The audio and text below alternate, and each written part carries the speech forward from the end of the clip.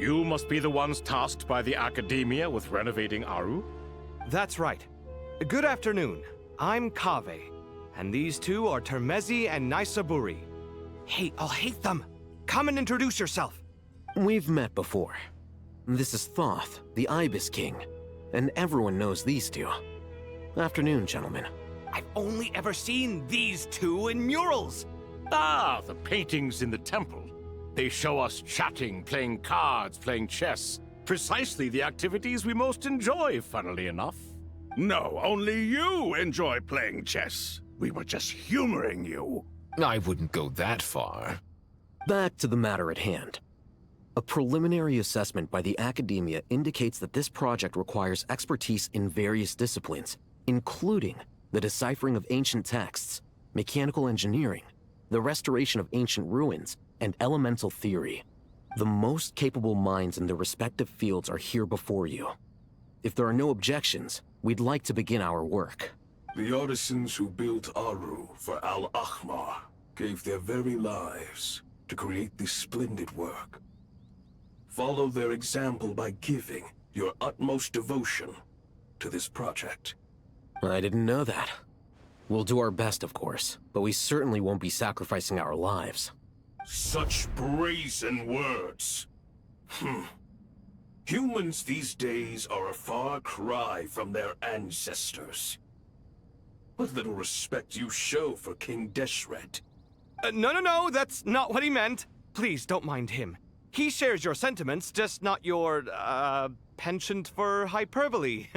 Assuming that's what you were going for? I just think it's important to manage expectations. Forgive my lack of courtesy, but we simply can't sacrifice our lives to the gods on completion of the project like people in the legends of old. Here's a first draft of the project proposal for your perusal.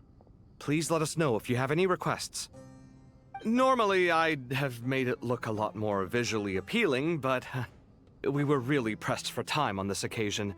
I hope you'll forgive me if it's a little rough around the edges. Naturally.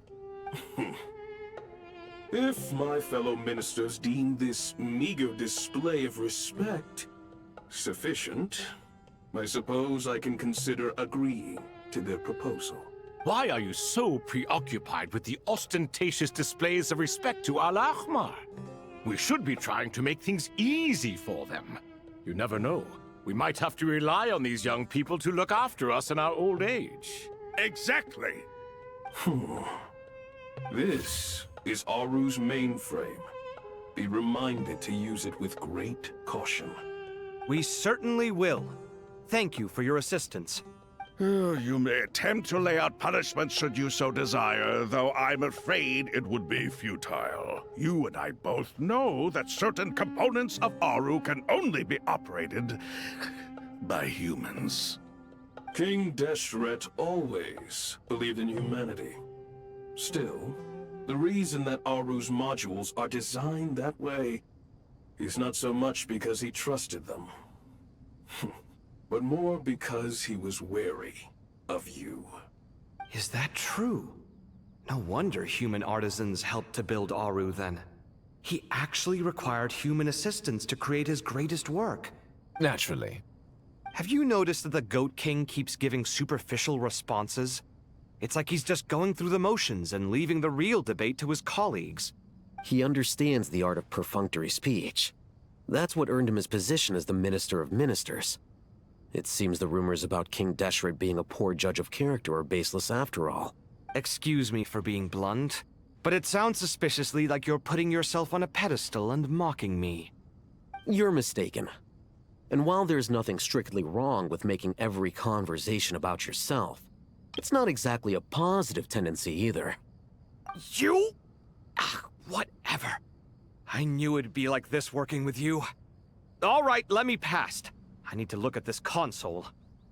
It's your job to activate it after all. Let's begin. Everyone, please proceed with the external checks and preparations as per the procedures outlined in the engineering plan.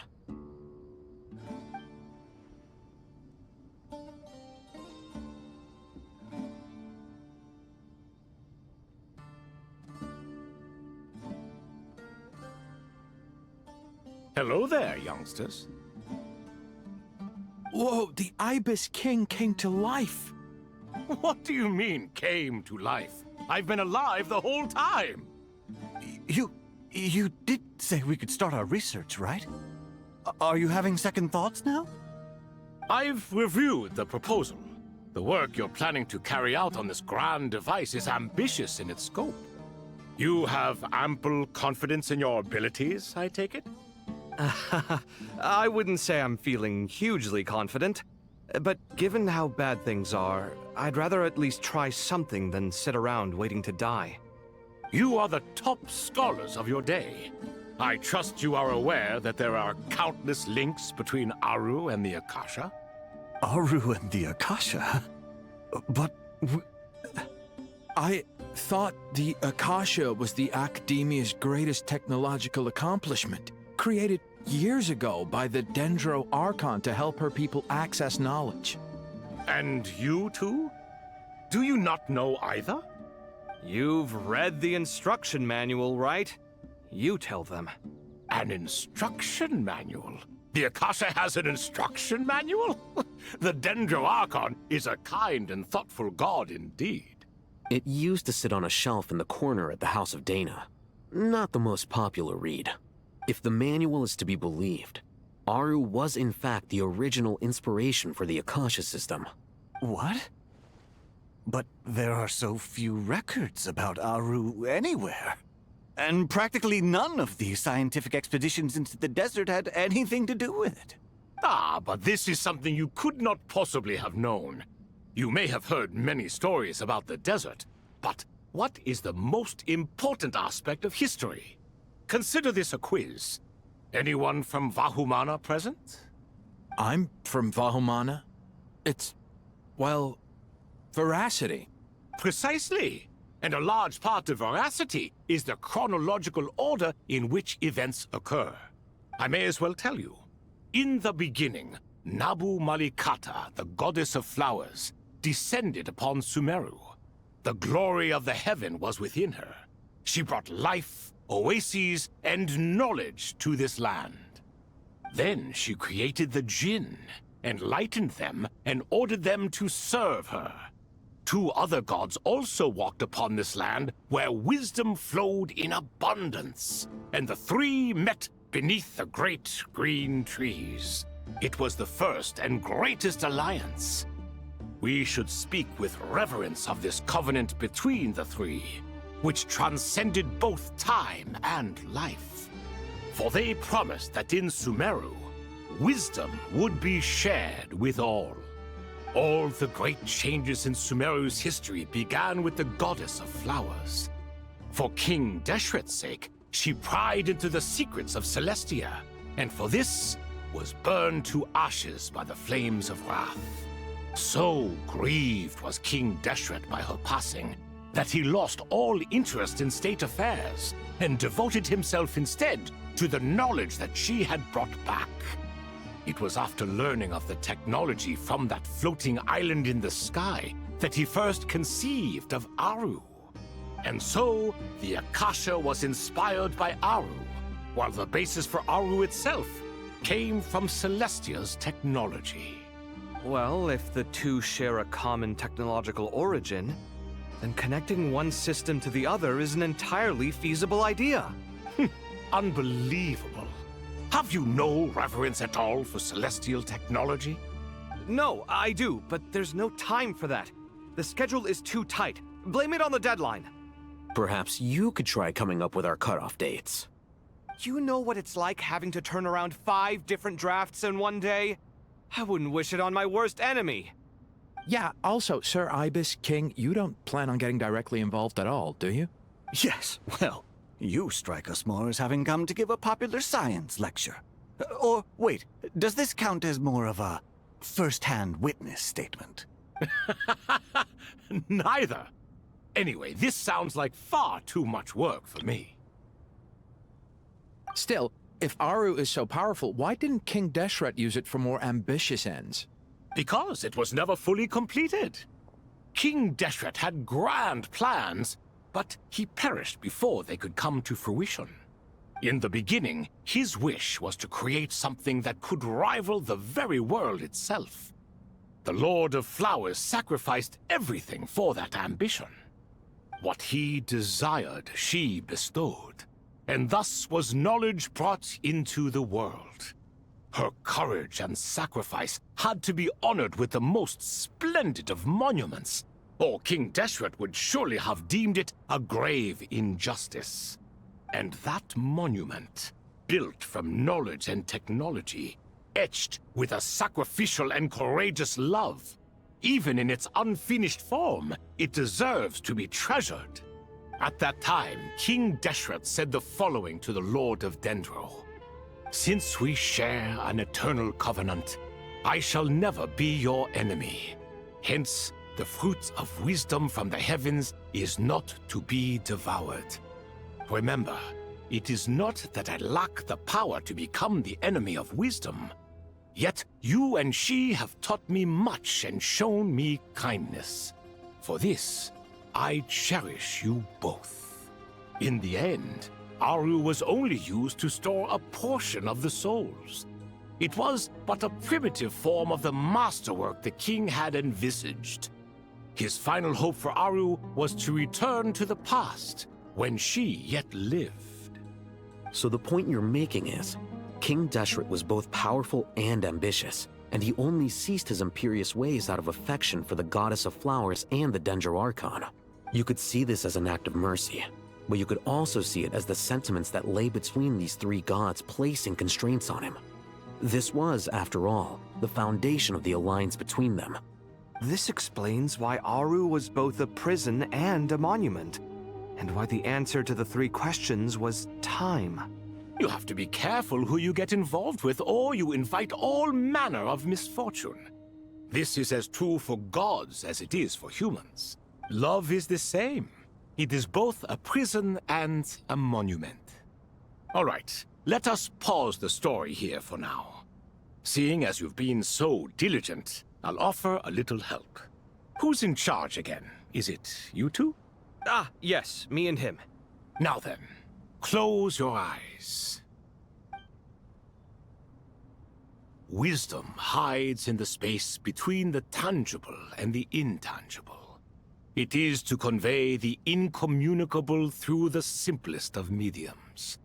By the power of King Deshret, I shall grant you a glimpse into the unseen secrets that lie at the threshold of existence.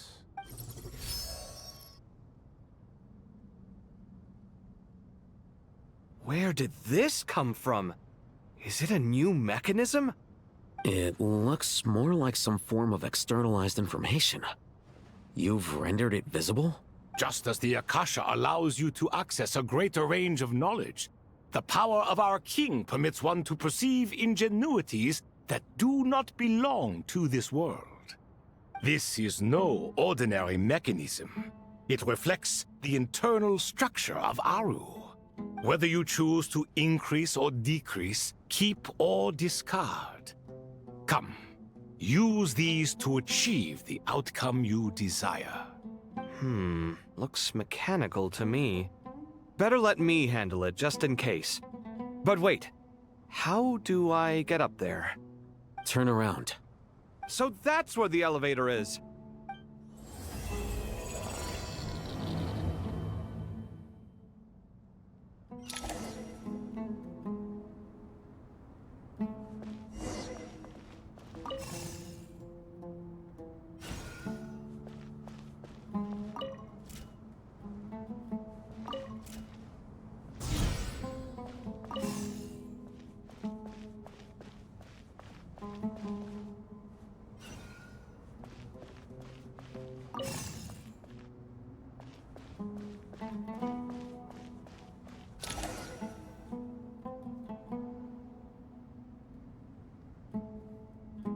Obelisks were used to record important information in the ancient desert civilization. Hey, Alhaitham, there's some writing here I'll need you to decipher. I've sent it to your screen. Do you see it? Got it. It's a little blurry, but I should manage. Take a look and tell me what it says. Oh, and I'll send any other similar text directly to you from now on. Let's start with this one. It's a variant of an older script. Here in live verses written for the Yellow Sands. Looks like cultural information from the age of King Deshret. If so, I suggest you delete it. Words thrown together merely for fun. I had no idea Aru kept a record of this. Well, as long as you're certain that this is strictly private information, that's fine. It is unimportant. All right, well, I guess I'll start now.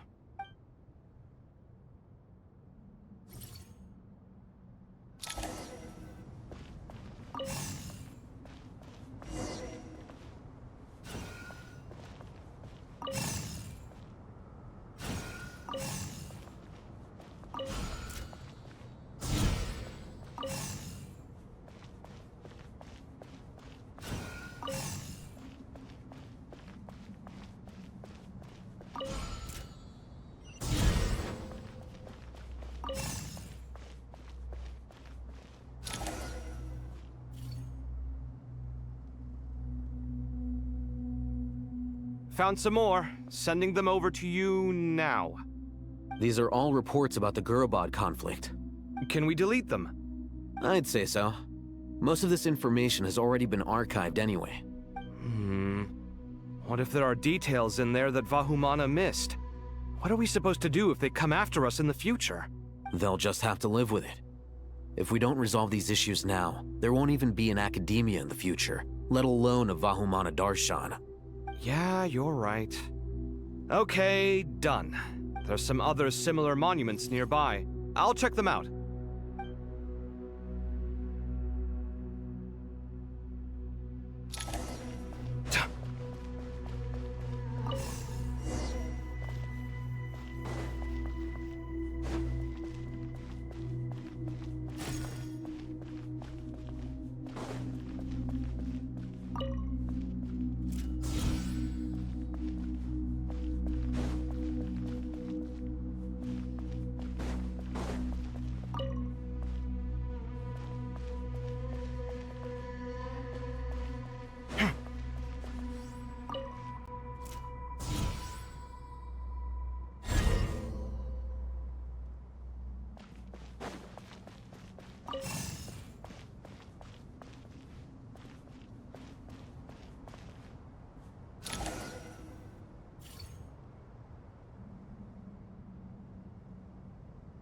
Another monument.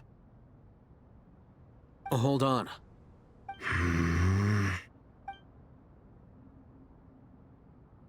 You're still reading it? How long is it? It records the development and governance of the Oasis civilization. Most of it concerns the Jinn, but it also contains records left by the artisans who built Aru. Is it important? Some of it. There was no way for me to read the whole thing in its entirety, so I had to rely on my intuition to pick the parts worth keeping. What about the artisans' records? What do they mention? They're speculations, mostly. For instance, they were wondering how to protect themselves if King Deshret decided to silence them after the construction of Aru was complete. Sounds like pure mythology to me. Surely that kind of thing didn't really happen. The records do emphasize that this was merely their conjecture based on various myths. Still, the artisans did leave details of their plans to survive, including blueprints for their escape route. Even that got recorded? Okay, well, I'll make a copy of this first before I delete it. Is that truly necessary? You won't be needing those. No, the blueprints are important. I want to keep them as a memento.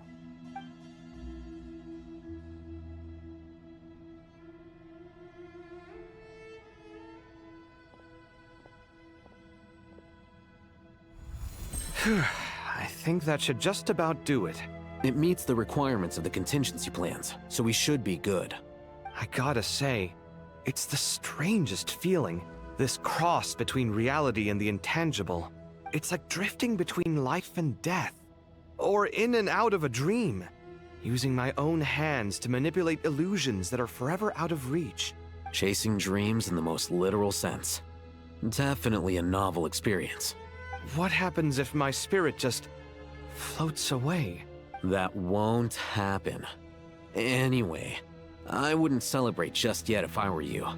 There's likely to be a phase 2 of this project. All right. I'd better keep my wits about me then.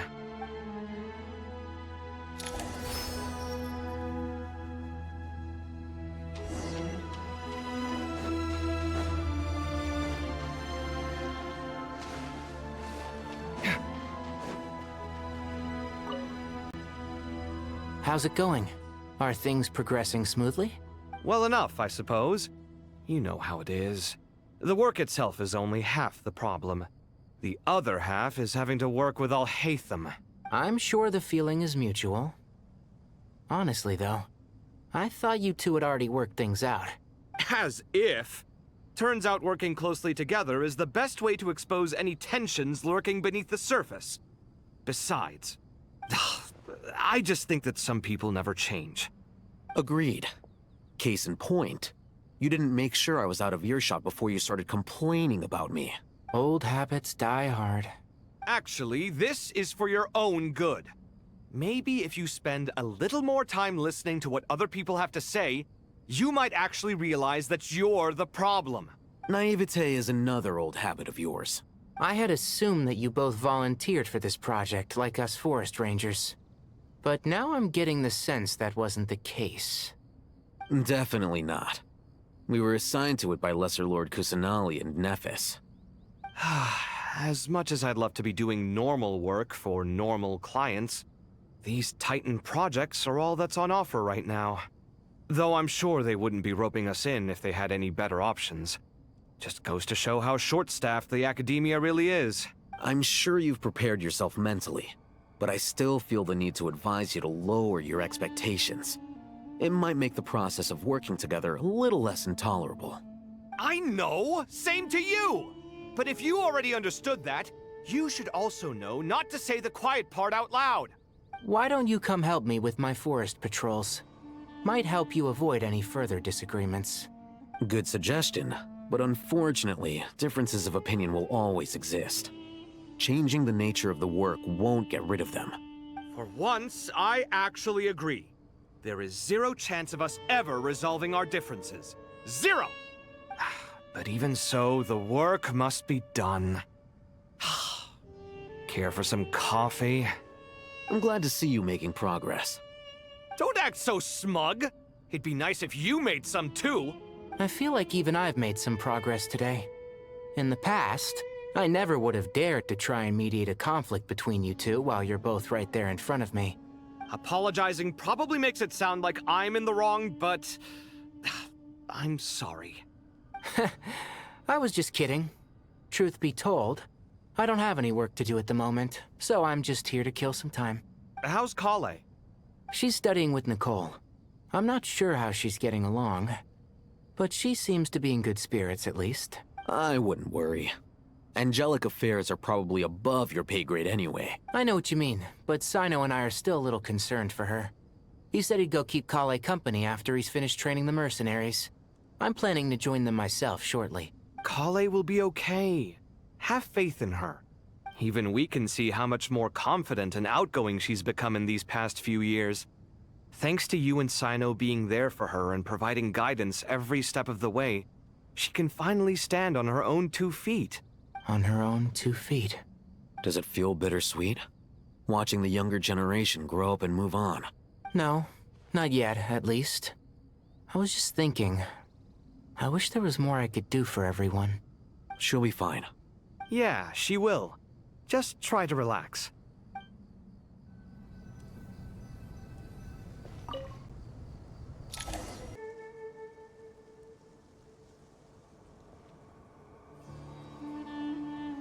Traveler from afar, do you worry for the fate of Sumeru as well? Whoa! It's Sobek the Crocodile King! Greetings, Crocodile King.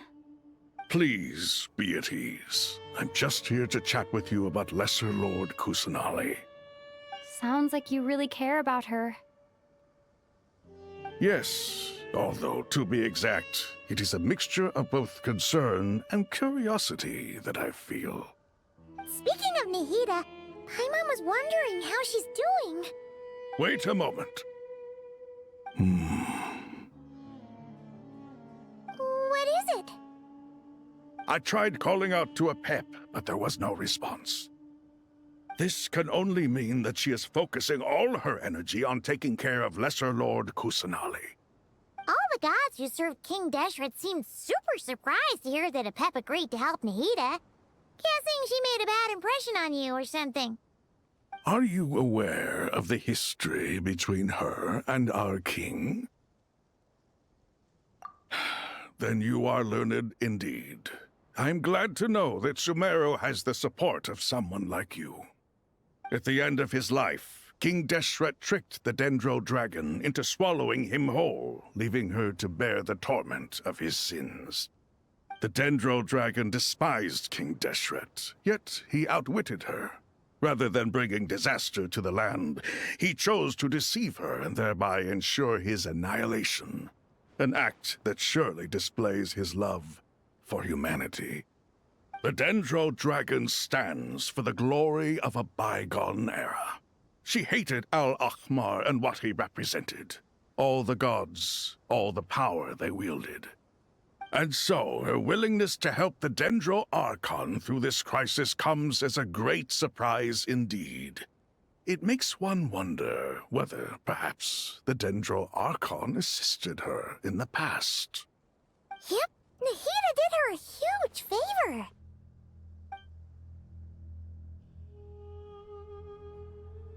So Lesser Lord Kusanali put an end to the Dendro Dragon's many long years of torment.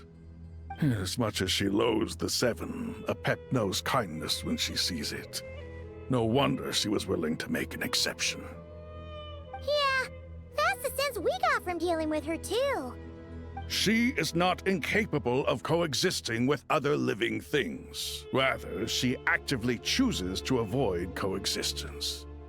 And this despite the fact that she symbolizes life itself. How ironic. All of this being said, I wouldn't expect too much from her if I were you. Nothing will change her hatred towards humanity and gods. We'll keep that in mind. Anyway, how much longer do you think Nahida needs to stay with Apep? For all we know, the Fatui might still be in the desert. Just to be on the safe side, why don't we grab anyone who isn't busy right now and go look for her? I'm alright, Paimon. Huh? Was that Nahida's voice? It seems the treatment was effective. Since when do my deeds require your evaluation?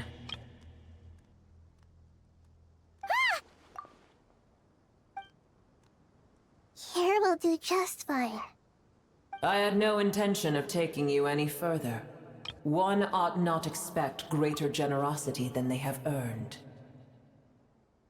You always hide your kindness away like an oasis within a sandstorm. Only those who make it through the swirling winds can know just how beautiful that oasis is, and how much hope it brings. You dare appraise my being? No, I'm expressing my gratitude. I want to thank you for sharing your precious life force with me.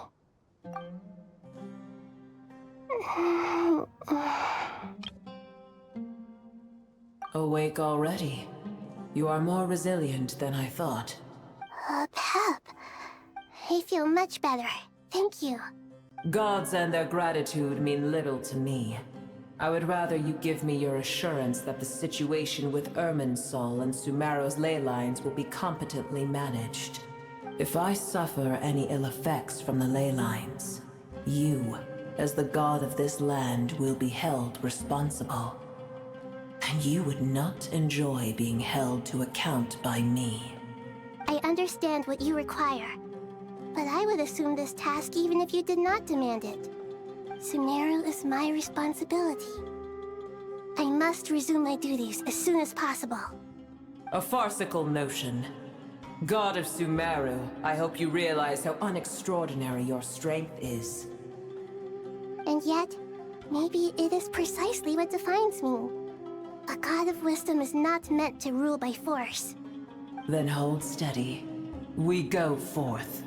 Well, I'll be. Is that a pep? Do my eyes deceive me? Of all places, the Dendro Dragon has decided to visit the mausoleum of King Deshret? I see that after all this time, El Ahmar's menagerie of ministers remain as vile as ever. It's a pleasure, Dendro Dragon. Had you arrived but a little sooner, you might have attended a meeting of the Seven Pillars. What a nauseating thought. You are not the first insects I have had the displeasure of dealing with today. A swarm of them tugged on my tail on my way over. Goodness knows what hovels they crawled from. Why do all the creatures of this world remain so lowly after all this time? What did you do with them? I cast them away. What would you have me do? Keep them as trinkets? Boer, this is where we shall part ways. To be clear, I do not wish to see you or anyone else here ever again, unless absolutely necessary. Then I wish you peace as you return to your dwelling place. It matters not to me. Simply refrain from bothering me again.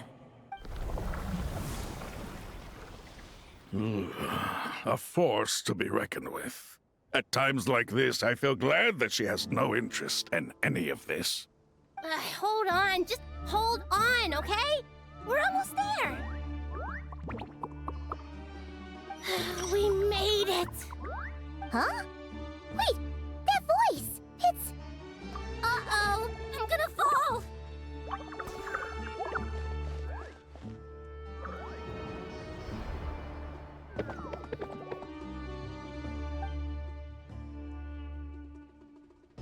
Well, that's a relief.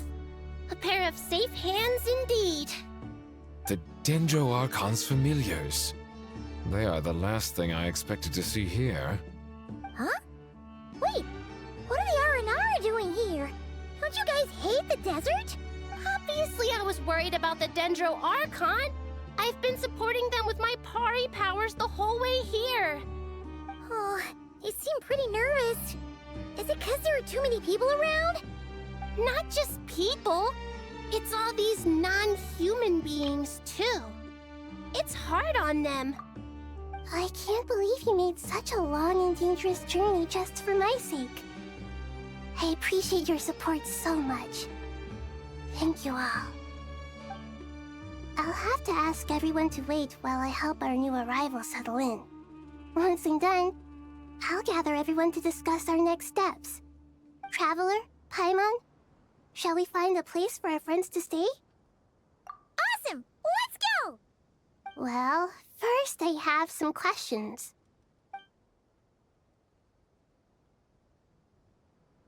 Okay, I think that covers everything. Thank you. We can get going now.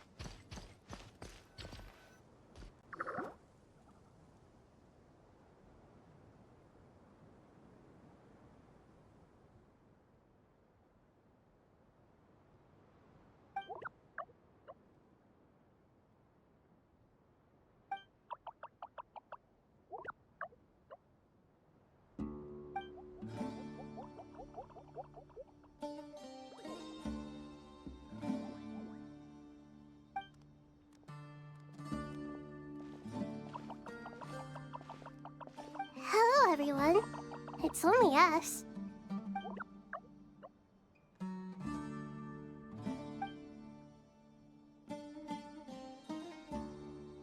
It must be very tough for you coming all the way out here, especially since you don't like the Voluka. Is everyone back in Vanarana doing well?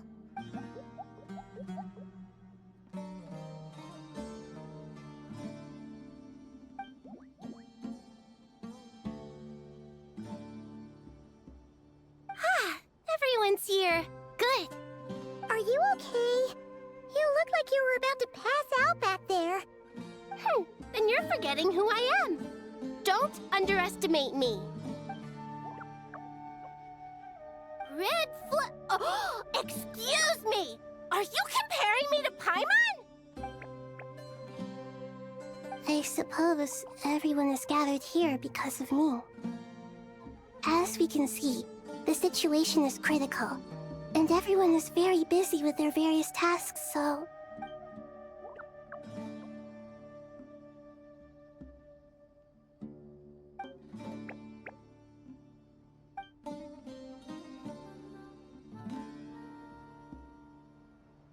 I can't thank you enough. Right now, we're focused on restructuring Aru, processing excess information, and helping restore everyone's confidence. I'm sure you'll find it all very straightforward. I can help too! Just let me know where I'm needed.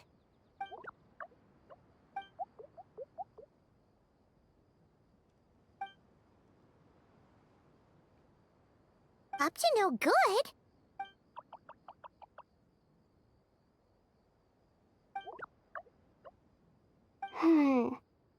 That definitely sounds suspicious.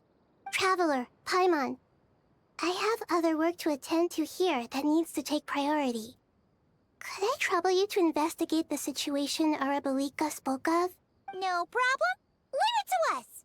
Thank you. I'm counting on you. There's one other thing. If you are to work alongside the people of Sumeru, you will need to make yourselves visible to them. Is that acceptable to everyone?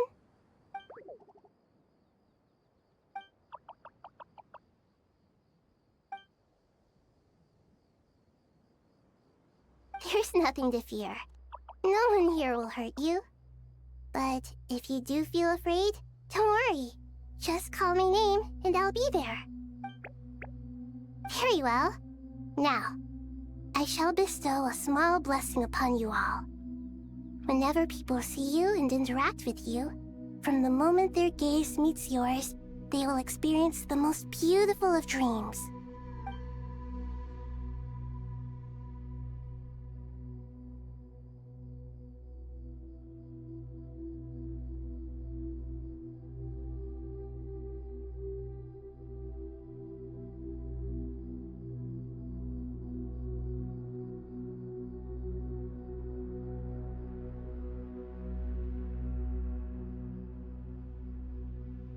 Do not fear.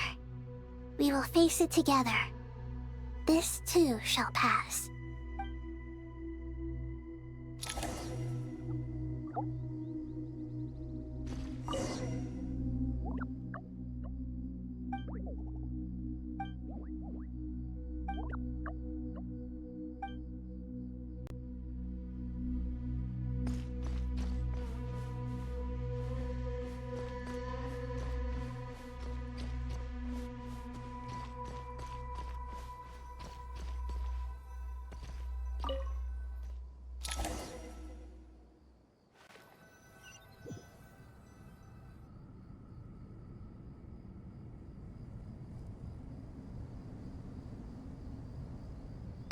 Everyone's here. Wonderful. Dendro Archon, you're back. Are you recovering all right? You mustn't push yourself too hard. I'm doing very well. Thank you for your concern. I see. Using the power of Aru to reboot the Akasha and gain access to Irminsul. It's a sound plan, although... I regret to be the bearer of bad news, but with the state that Irminsul is currently in, it's impossible to access via traditional means. Even the Akasha won't change that.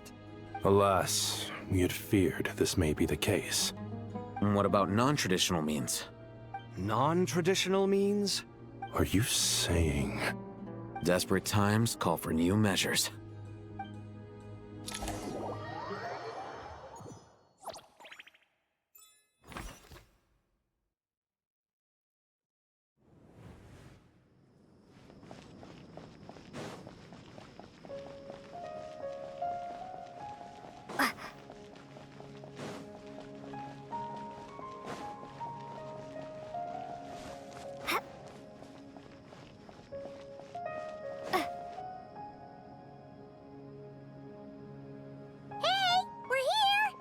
Ah, it's you. Is there a situation?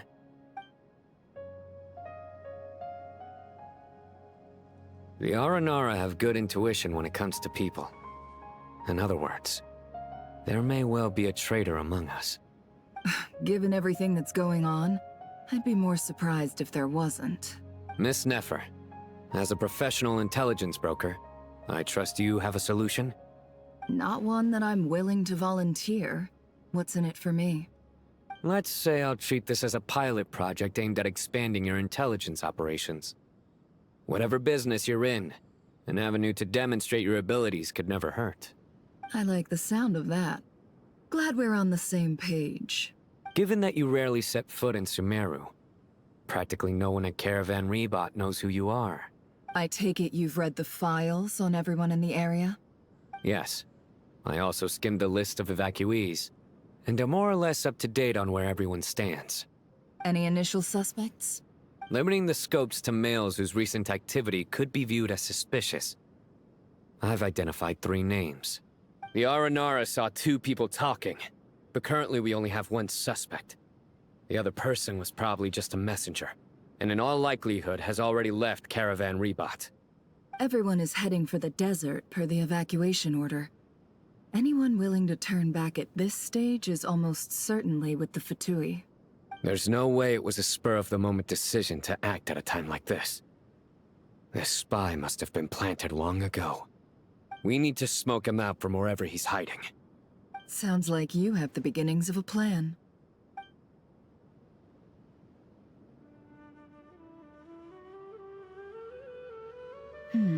I see.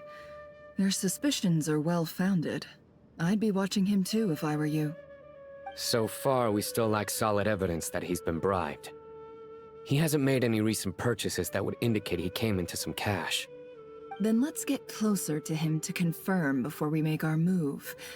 I can handle it. I'm not based in Sumeru, so barely anyone at Caravan Rebot knows who I am. And you're certain you've never encountered this person in Nodcry? I'm certain. Besides, it's extremely rare for me to have had any direct contact with Sumeru mercenaries besides Jet. There's no way he could have seen my face before. Sino, stay out of sight and wait for my signal. If he raises any red flags, I'll bring him toward the main road. Understood. I'll take it from there. Excellent. Well, it's a pleasure working with you.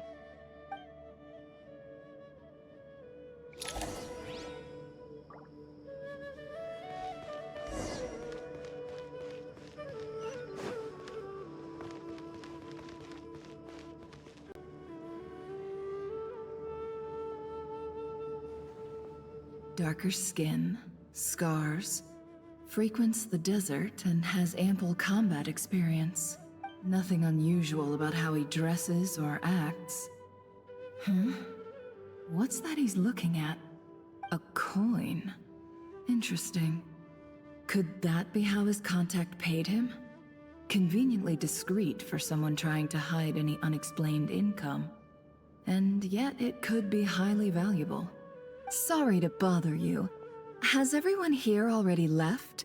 I don't suppose you happen to see a lady wearing a hat? Ma'am, what are you doing in Caravan Rebot all by yourself? The main group evacuated some time ago. Didn't you pass them on the road?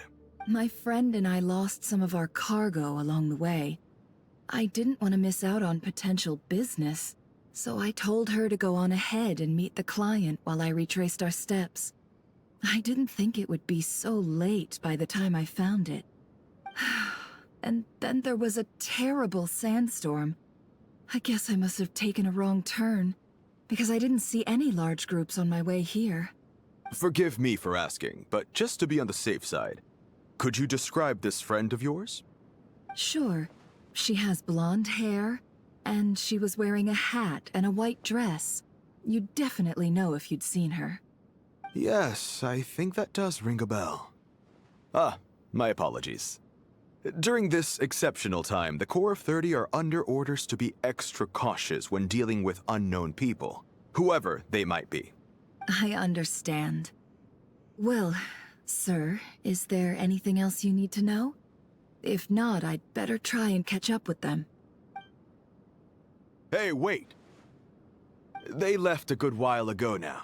You'll never catch up with them on your own. Why don't I give you a ride? I'm here to collect the last few people anyway. We have plenty of carts, so one more won't be a problem. That would be amazing. Traveling with a group will be much safer. I'll have to pay you for your trouble. Hey, let's not worry about the money for now. Wait here a moment. Once I'm done packing up, I'll take you to join the rest of the group. All right, thanks. Let me know if you need a hand carrying anything. No need for that. I'm strong enough for both of us. Okay. Well, I wish there was some way I could repay you. Guess it's my lucky day, running into someone who knows what they're doing here. You might have just saved my life, you know? You're not wrong there. I mean, what kind of cargo is so important that it's worth risking your life to get back? I hope for your sake that it's priceless. Actually, I suppose I can tell you, since you've been such a big help. But be sure to keep it to yourself, or we could both be in big trouble. Oh, really? Sounds mysterious. We're in the antiques business. You understand? Some of our goods aren't acquired through the most legitimate means. We have to be very discreet when we're selling them. That's why I had to go looking for the missing cargo alone. Ah, no wonder. Well, ma'am, in that case, it turns out that maybe there is something you could do for me. I'm all ears. But to be clear, our commission isn't cheap. Think carefully before you ask. We don't want to ruin our relationship before we even hit the road. I'm sure that won't be a problem. My issue is, I have something that's a little difficult to sell on as well. Take a look at this.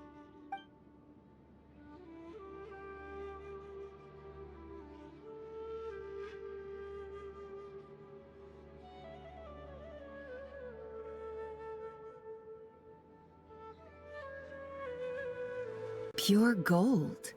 That's quite something. How'd you come across it? Dig it out of some ancient tomb?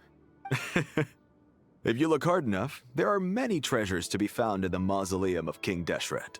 It has no distinct Snezhnayan markings. That'll be why he's going with that story.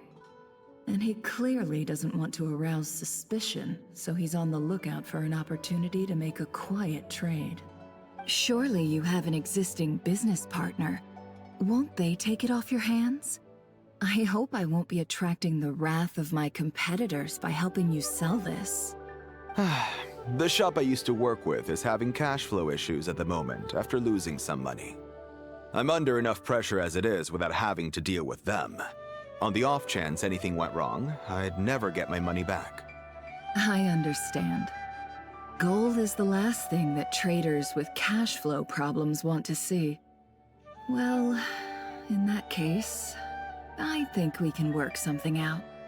As it happens, I'm just about done packing. Shall we make a move?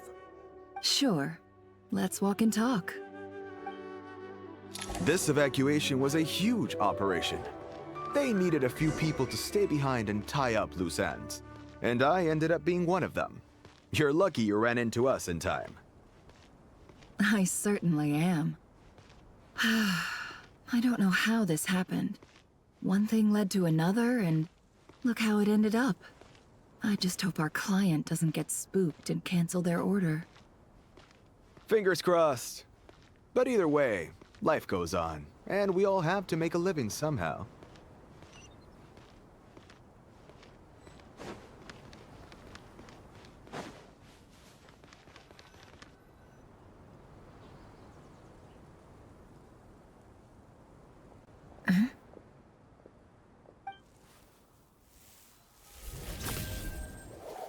Hands where I can see them. General Mahamatra! No, wait! What are you doing? This is the coin? Good. Sadly, you won't have the chance to spend it. Nicely done. Looks like Sumeru's Matra are a well-oiled machine nowadays. Unmarked gold coins are quite difficult to trace. Thanks to you, we have secured the evidence. Here's what's gonna happen.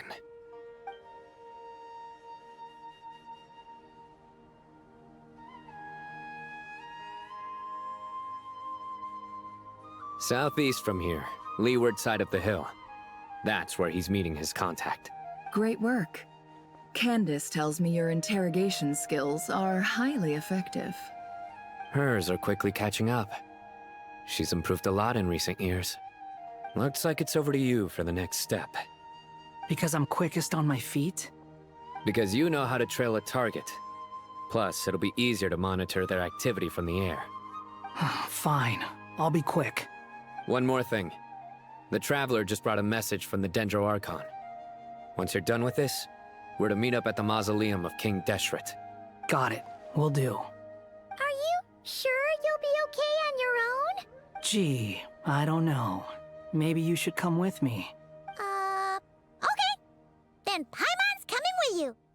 Really? You do know this is a stealth operation, right? Meaning, you have to be quiet? Paimon? Are you sure about this? Well, Paimon at least wants to give it a shot. Like everyone says, if you never try, you'll never know.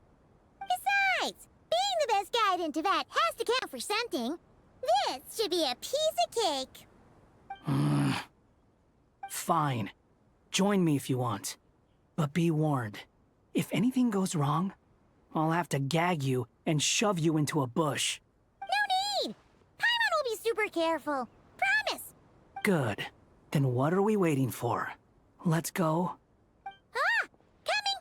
Coming!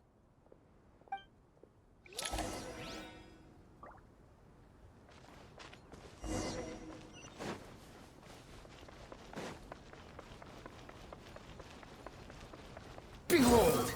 Search forth!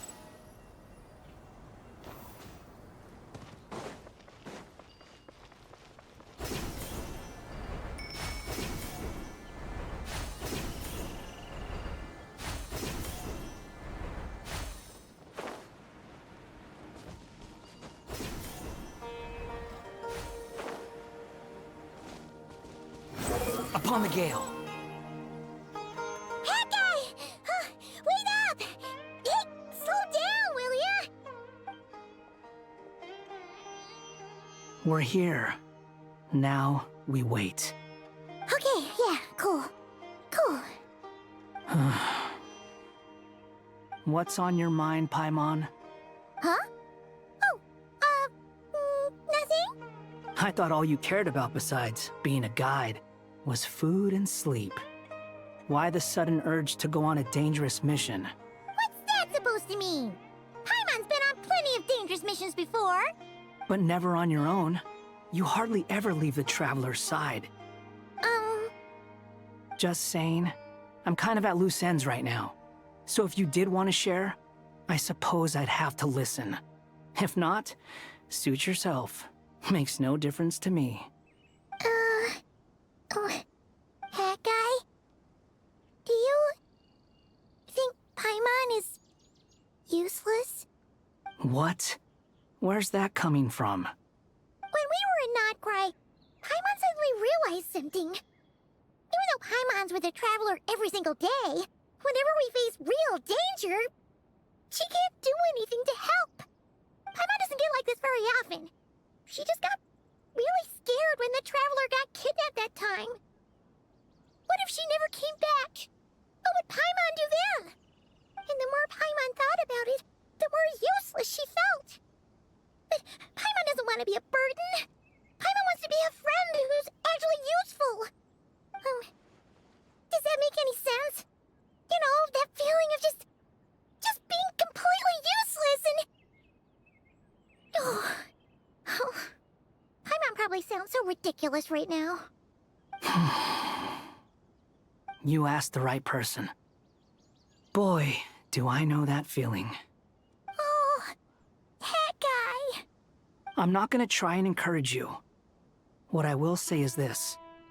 When you start doubting yourself, you have two choices. Give up or change? You have to make the decision to move forward. Otherwise, no amount of consultation from other people is gonna help you. So ask yourself, what do you want? To get stronger? To learn more? Whatever it is, go do it. You won't have any regrets if you can at least say that you tried. All right. Something's not right. Shouldn't they be here by now? Paimon, is it just me? Or is it a little too quiet around here? Should Paimon take a look? We'll give it another hour. If nothing happens, we head back. Okay. How strange. We've been here for ages. Where the heck are they? Have we been stood up? What is it? Did you think of something? Something feels off about this whole situation, but I can't quite explain why. We know for sure that the guy Sino caught had something set up, yet somehow his contact is a no-show. So, either the handler got caught, or, more likely, they decided to cut our guy loose. But how would they know to do that? Wouldn't they at least send someone here to check things out? That's the problem. They couldn't possibly know what's happening here. Unless... This feels all too familiar. Come on, let's head back.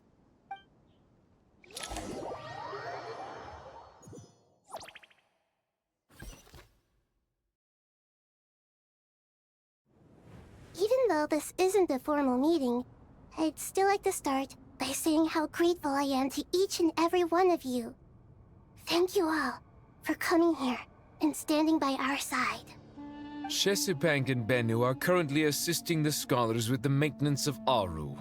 Please forgive their absence. As for Hermanubis, may he rest in peace. We remember him with great fondness. There have been times when I imagined what it might be like to meet you all. Now that it's really happening, I feel quite emotional. Time has taken many things away, but that which remains is all the more resilient. I must say, there is one thing that rather surprises me. You appear to be in good spirits, Lesser Lord Kusanali. But even so, I can sense that the life force given to you by the Dendral Dragon has far from fully resolved the problem of your vitality. Oh no! So even Apep's power didn't work? Don't worry, Paimon. It worked very well indeed. The issue is how closely I am tied to Irminsul. Until the problem with it is resolved, there is no way I can fully recover. Sumeru has undergone tremendous changes during her absence. When gods pass away, inevitably, people's faith in them grows weaker. You must have sensed it already. Your power is not what it once was. Regrettably, this is true. I too have grown weaker due to the effects of Irminsul. Right now, we're all in quite a sorry state. Then what do you suggest? We take all the help we can get. Sumeru is our shared home. You and I, gods and humans alike. We must unite all our strength in this moment. Though Al-Ahmar is no longer with us, the alliance between the three gods remains in force.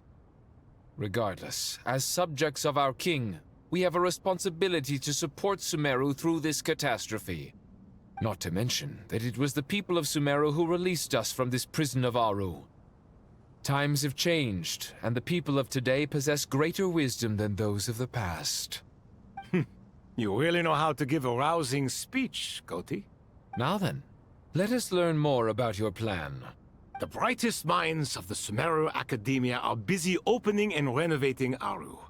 They claim it has something to do with Irminsul? Correct. Irminsul has existed in Teyvat since the very beginning. But during the Age of the Dragons, it did not possess the significance it holds today. After the heavenly principles arrived, the power of the Light Realm was divided into elemental energy, and Irminsul was refashioned as a device that records and preserves all information. Since then, Everything in this world has been inextricably linked to it. As the Dendro Archon, I have a duty to protect Irminsul. To Sumeru, it is both a national treasure and undeniably a major threat. Teyvat has seen many upheavals in the last few years. The most recent of these was a major crisis in Notcry, which forced Sumeru to be even more vigilant than usual. I made sure to monitor all the pathways through which an outsider could potentially transmit themselves into Irminsul. But despite my efforts, a major problem still arose within. I still believe that someone has actively invaded Irminsul. But rather than taking any of the pathways I referred to, the intruder chose instead to utilize the most direct route. And the only one that cannot be protected against, by entering Irminsul through death. I see what you mean. You cannot simply stop all deceased souls from returning to the ley lines because of a potential invasion that could occur at any time. That's right. As important as it is to guard against external threats, I couldn't allow myself to stop the souls of the departed from finding peace. Please, understand how difficult this predicament was for the Dendro Archon. Defense has never been an easy task. After Irminsul was invaded, my authority was quickly restricted. Soon after that, the tree began denying access to any connections. I'm sure you feel responsible, but you are not to blame. No one can predict every possible disaster. There will always be trials and tribulations for the world to endure. But the people of Sumeru should not have to endure this. We must find a way to break through the lockdown and connect to Irminsul. And this is why you need Aru. Yes. The only thing in Sumeru capable of rivaling Irminsul in terms of overall function and performance is Al-Ahmar's legacy, Aru. All I managed to do before falling into a coma was make some minor adjustments to Irminsul. Using Aru is a last resort, and a move that comes with enormous risks. The Scholar's initial plan was to borrow Aru's power to reboot the Akasha, then use the Akasha to connect to Irminsul and investigate. Unfortunately, Irminsul has suffered far greater damage than they first thought, rendering that plan futile. To rise to the challenge, we had to resort to more extreme and far costlier means. This has led to a number of new contingency plans. To reclaim Irminsul, our brightest scholars have made further modifications to Aru with multiple goals in mind. I thank you all for giving them your blessing in this endeavor. Human wisdom has clearly improved over the millennia. You have not only our support, but that of the Jinn, the Aranara, and the Pari. Together, we will do everything in our power to save Irminsul. By the way, when you spoke earlier of an intruder, it almost sounded as if you knew who you were dealing with and what they were capable of. Well, since you ask.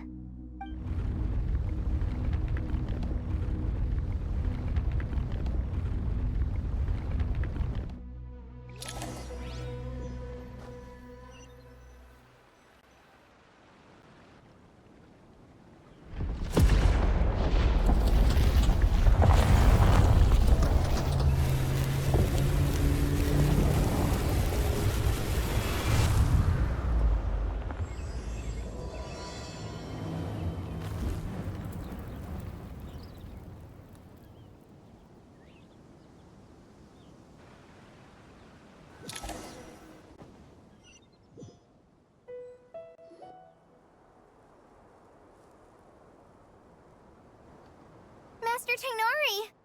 What is that? Is this Irminsul? How did this happen? What's going on inside? Luckily, we managed to evacuate everyone. What in the world was that? That was terrifying! Oh my. I understand now, Dendro Archon. You make yourself quite clear indeed. Not once over the millennia has Irminsul been so terribly afflicted as this. Please continue, Dendro Archon. Irminsul's root system is what comprises the ley lines. In the past, it has always been hidden away, going unseen by the general populace. But now, an evil intruder is making it reveal itself. It has become a tree of unbridled greed. A clear sign that a deranged experiment has advanced to a new stage. Blasphemy. From where I stand, an experiment in the name of blasphemy sounds rather improper. But if we are to honor Dottores' will, this is what we must do.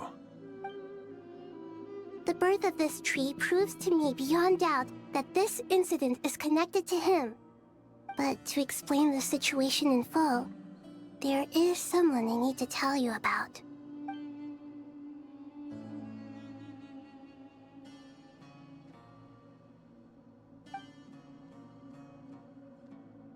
Zandik. So it was him. I saw him in the desert once. A man of supreme arrogance. So this is where it has taken him. But didn't Dottore die and not cry? How is he still able to do all this? He must still have loyal followers amongst the Fatui. Even so, I'm still unclear as to how he has been able to wield such a profound influence over Irminsul. I can confirm that Fatui forces have arrived in Sumeru City. Furthermore, Irminsul seems to be undergoing some kind of mutation. Evil branches are beginning to grow.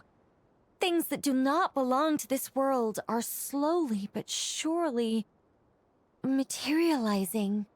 Sorry, I couldn't think of any other word to describe it.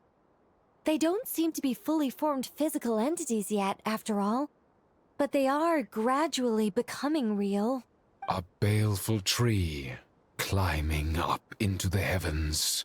Speaking of Dottore, I have some information on that front as well.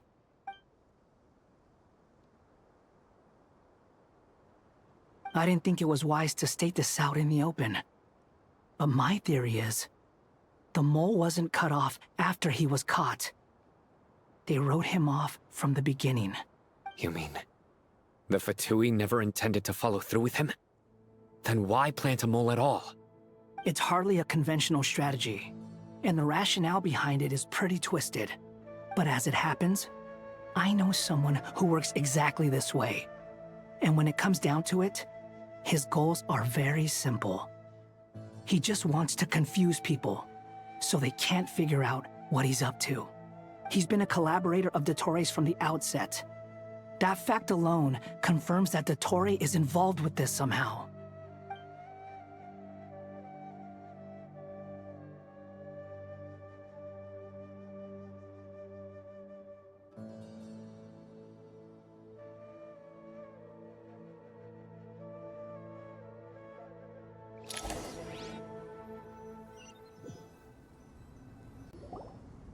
There is still much to be done.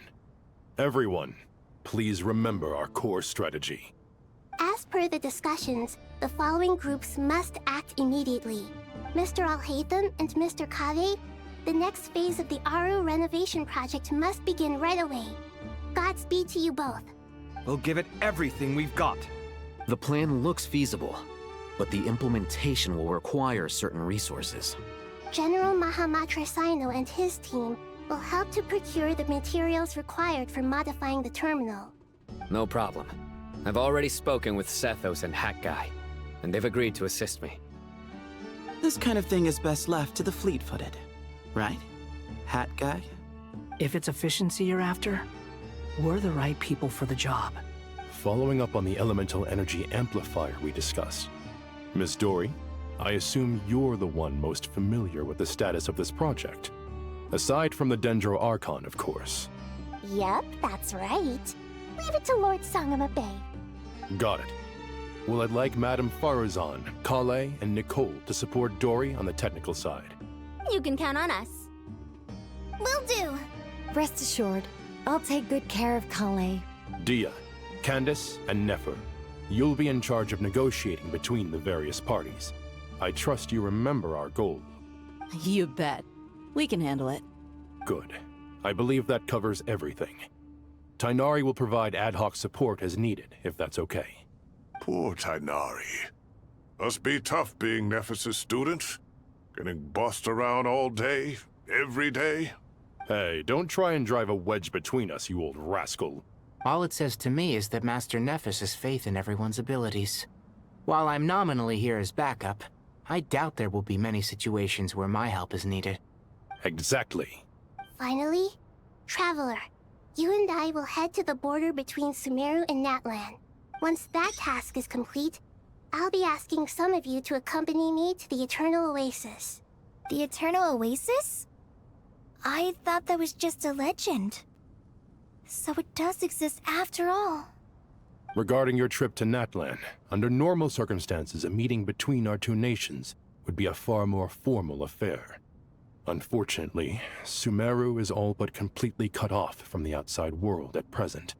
So regretfully, we won't be able to give the Pyro Archon Mawika the grand reception that she deserves. My apologies for the inconvenience. No point putting too much pressure on yourselves. That goes for everyone. Right. Especially you, Dendro Archon. I'm sure you're still feeling quite weak. Don't worry about me. The Dendro Dragon's life force will sustain me. Plus, we'll be there every step of the way. Nahida will be just fine. Yes. I believe in myself. And I believe in every one of you. Well, time to get going.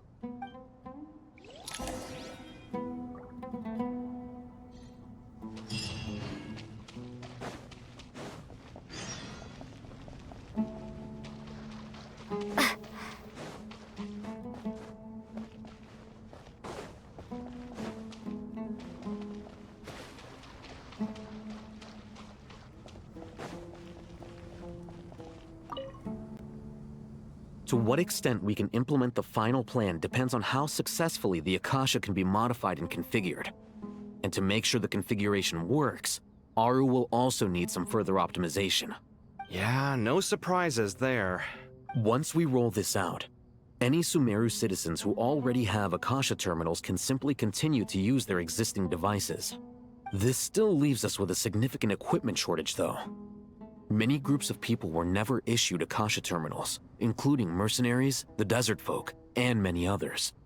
We'll need a supply of rare materials for the renovation of Aru and the production of new terminals. Right now, the best place to source these locally is from the primal constructs within King Deshret's mausoleum.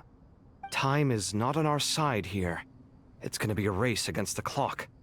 The Aru merge and renovation project will have to be carried out by you two. Everything's riding on this, so failure is not an option. Best of luck to you both. As discussed, General Mahamatra Sino and Mr. Hat Guy will source the required materials. Mr. Sethos is quite familiar with the layout of King Deshret's mausoleum. With him accompanying them, things should go quite smoothly. I have every confidence.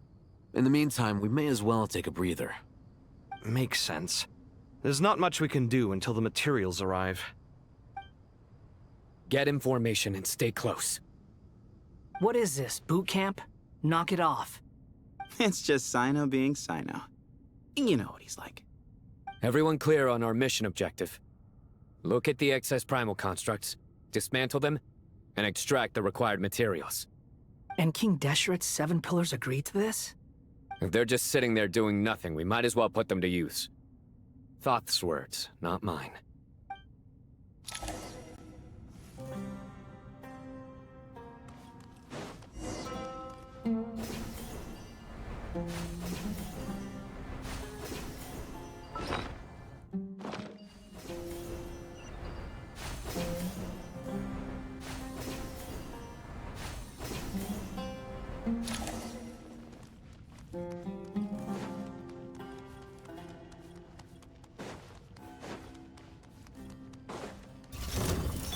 Give me some space. Cry louder!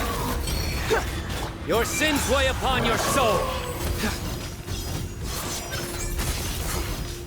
Guilty! Your penance is due! Sage's wisdom! Way ahead of you!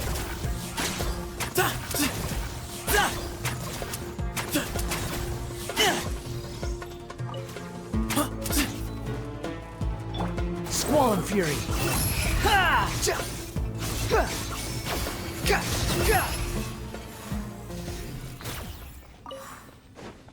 Quit following me.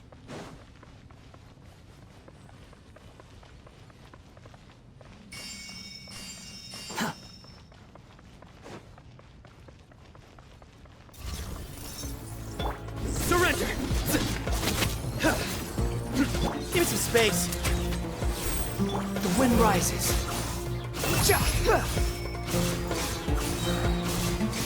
Know your place. Nowhere to run. Judgment is upon you. Guilty. Your penance is due.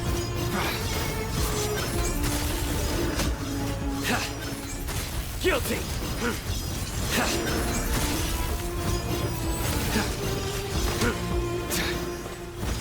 You stand condemned. Glory to Al-Akbar!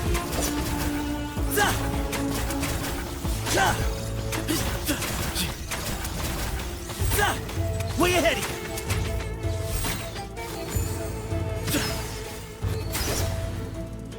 you! Squall and Fury, upon the gale.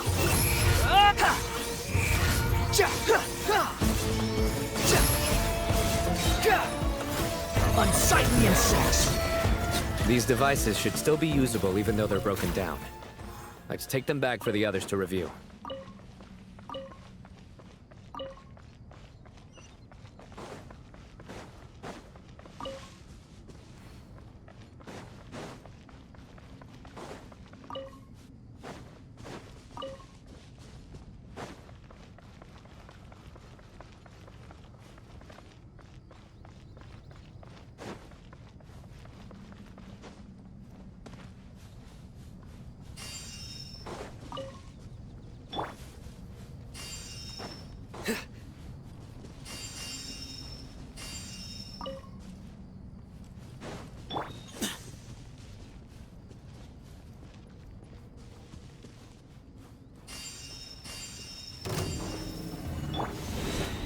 Through me, justice is served.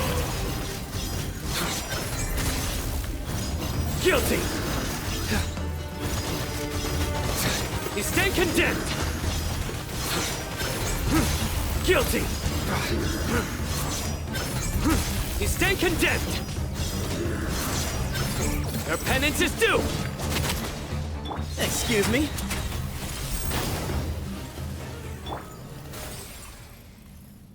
How many do we need again?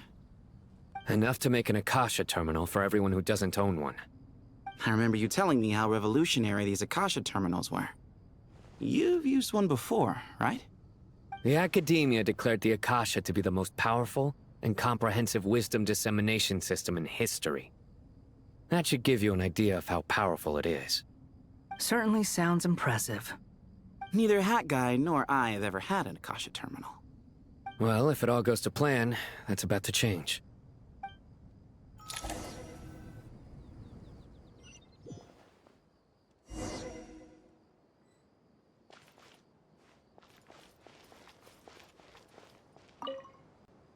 Oh, goody! Thank you so much for handling the delivery. What a long way it was. You've really outdone yourselves. I'm well aware what a bumpy, dangerous journey it must have been. Now, I would have loved to oversee the process myself, but of course, those of us who know the plan can't leave the mausoleum. Oh, trust me, I'm patting myself on the back for my assembly work here. Simply flawless work. But will you really be needing all of this? According to our plan, yes, this is the quantity required. I have no complaints about the quality either. Only the price. So expensive. I heard you covered a lot of the funding out of your own pocket. Oh, that's an exaggeration. The Academia provided most of the funds. I just offered a small token of my goodwill. Of course, the real tragedy is how little profit I'm making on this. You know, it's a serious crisis when you can't even make money out of it. It's really quite a beautiful design. And I'm intrigued by how such a diminutive device is able to output the power of the Light Realm. Did you attend the lecture on Light Realm energy, Madame Farzan? I don't believe I saw you there. Of course I attended. I was just a little late, so I had to listen to the whole thing from outside the back door. Ahem. Anyway, I have a perfectly good understanding of Light Realm, elemental and abyssal energy, as well as the relationship between the three. Good to know. Master told me in private that the conversion process between Light Realm energy and elemental energy involves highly classified knowledge that shouldn't be disseminated too widely. But even so, the scholars still shared said information. Well, you can't enforce a rule that everyone breaks. Is that the idea? At first, the Dendro Archon was reluctant to explain it in great depth for safety reasons. Later, she came to terms with it, and simply informed my master that we would all have to face the question of survival together. To protect someone from such dangers means keeping them in the dark. But for someone to know and embody the wisdom within, they must understand its very essence. It's an information hazard. We're exposed to danger just by knowing the facts. And just like bait, it lures us in by offering us the solution to our problems. But if you're not careful, you'll end up pursuing it down a dark path. A tricky problem. But today, this big problem has been broken down into many smaller, more trivial ones. What do you mean? Ah, I get it. For instance, you and I share secret knowledge, while she and I take on the risks of life, death, and fate. Something like that? Hey, what? That is not what I call a trivial problem. Well, as they often say in Vahumana, an event that is monumental to the individual is negligible in the grand scheme of history. Generally, the fate of the individual is an insignificant affair. Being from Amorta, where the subject of our research tends to be a lot more personal, I have to disagree. It's hard to dismiss the individual as insignificant. In other words, the big problem of survival has been broken down into many small, interconnected factors, and each one of us represents one of those factors. When the same secret is shared with a group of people, the same fate binds them together. Most people would find this unimaginable, but to us scholars, this is the path that has always beckoned to us. Sharing knowledge is a good way to fight against fate. I will always believe in that. All right, I think that's everything. Thanks a lot. But don't go anywhere just yet. I'll still be needing you to calibrate the equipment.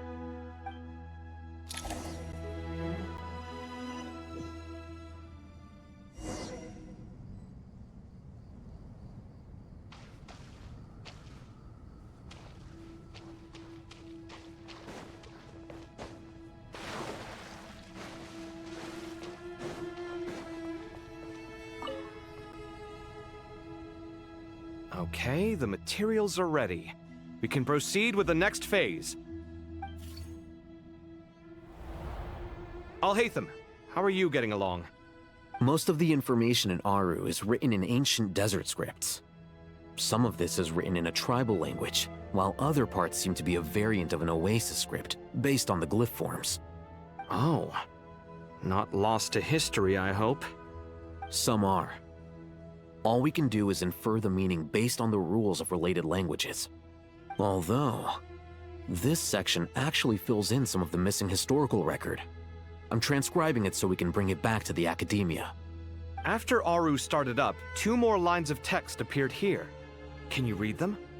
Humans may not read what is written by the gods, except by not reading. Victory should not be easy to attain, for it symbolizes divine wisdom.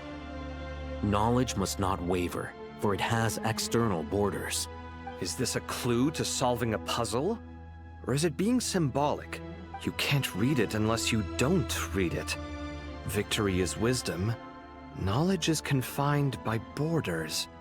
Wait, I think I've got it. It's a metaphor, isn't it? It's talking about... a chessboard.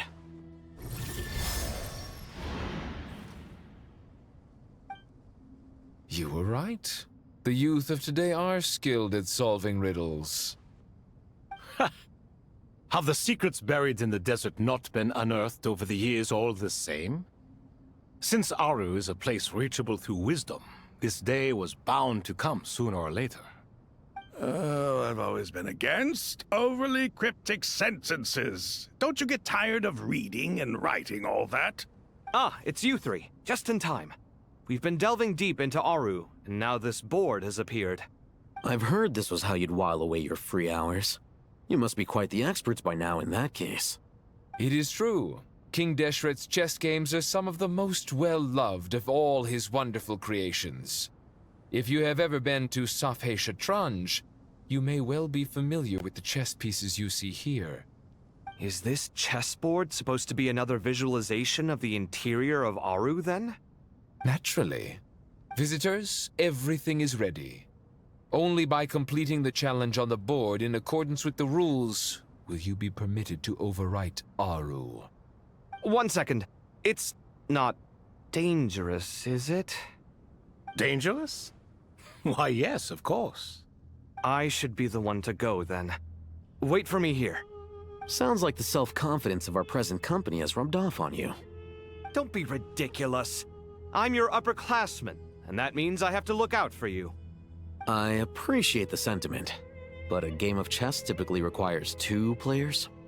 Besides, I'm sure they won't let things get out of hand. Keeping things relatively safe is in your best interest too, isn't it? Fair enough. I mean, you guys are controlling the difficulty, so please don't go too hard on us, all right? Ah, but Bennu said he wanted to put some respect into these whippersnappers. All right, all right. Thank you. Obviously, we'll still try to be careful. This doesn't seem like ordinary chess. Is the goal to defeat the opponent?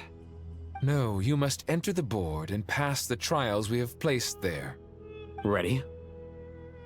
Let's do it.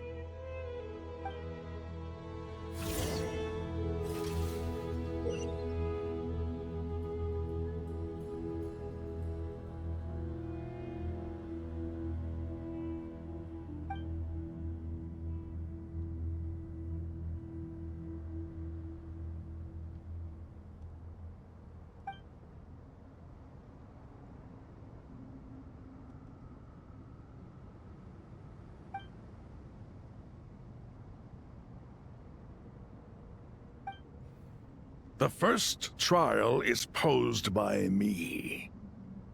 I don't think this is gonna stop us. Ah, but the key to this game lies in working together. Otherwise, you will be deemed to have broken the rules. Looks like it's up to me. Marak, can you open it? King Deshret's favorite primal construct. Living on in suitcase form, of all things. Amusing. Ho-ho! Excellent work.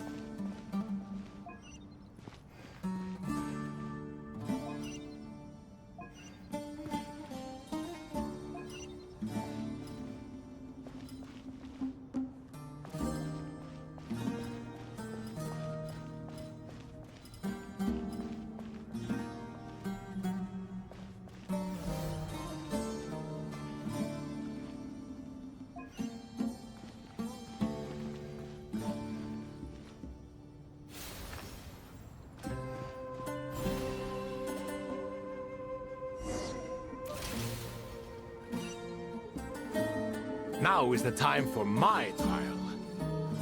Now, don't be nervous. I'll make it nice and easy for you. Really? Thanks in advance. We appreciate it.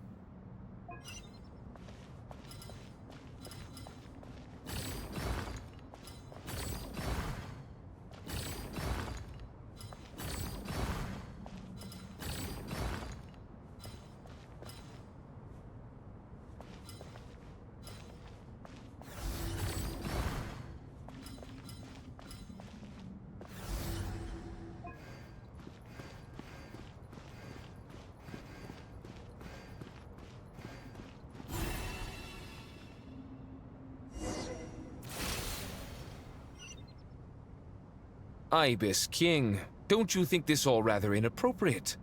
You may as well be handing them victory on a silver platter. Do not expect me to follow your lead. Ha! Suit yourself.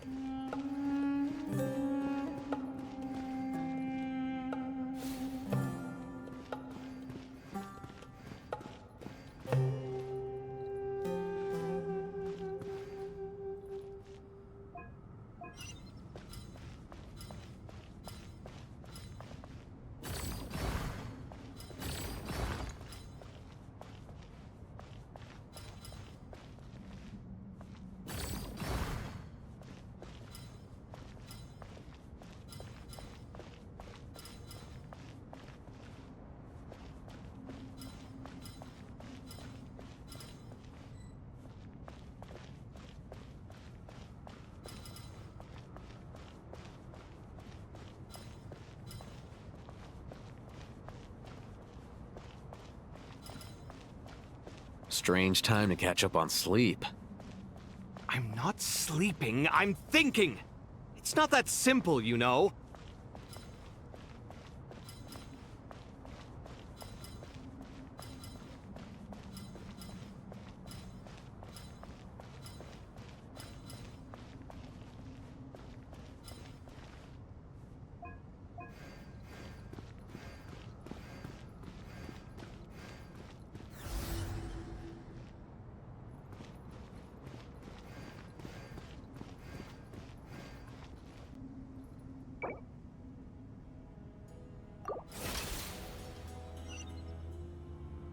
Ibis King, don't you think this all rather inappropriate?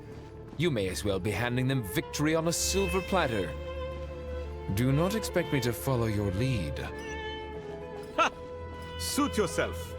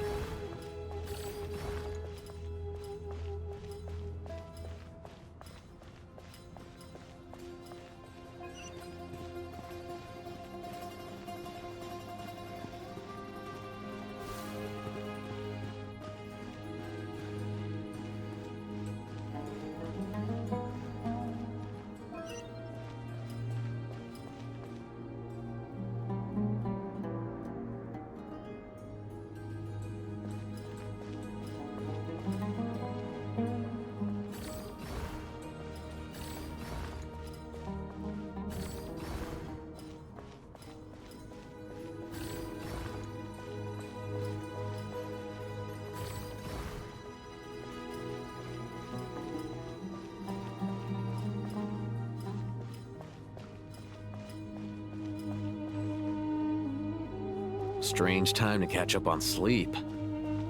I'm not sleeping, I'm thinking! It's not that simple, you know.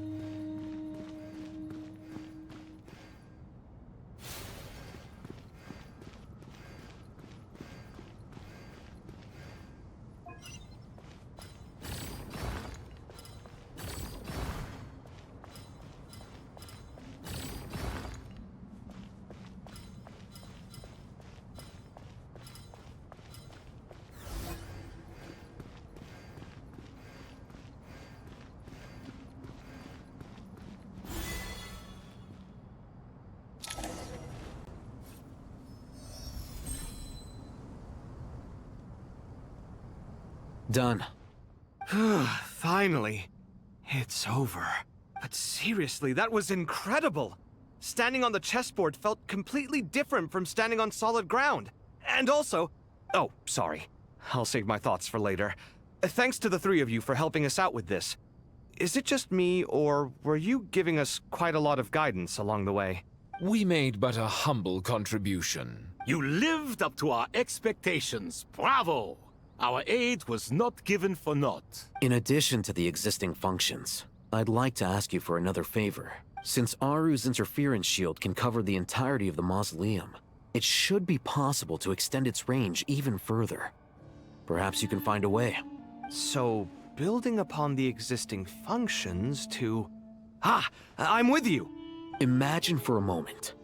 What would the ideal outcome look like if this function were compatible with the devices? I agree. This is the best solution possible.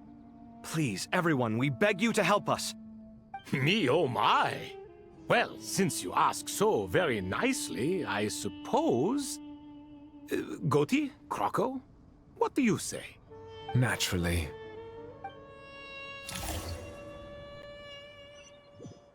Time to go! Let's go find Nahida!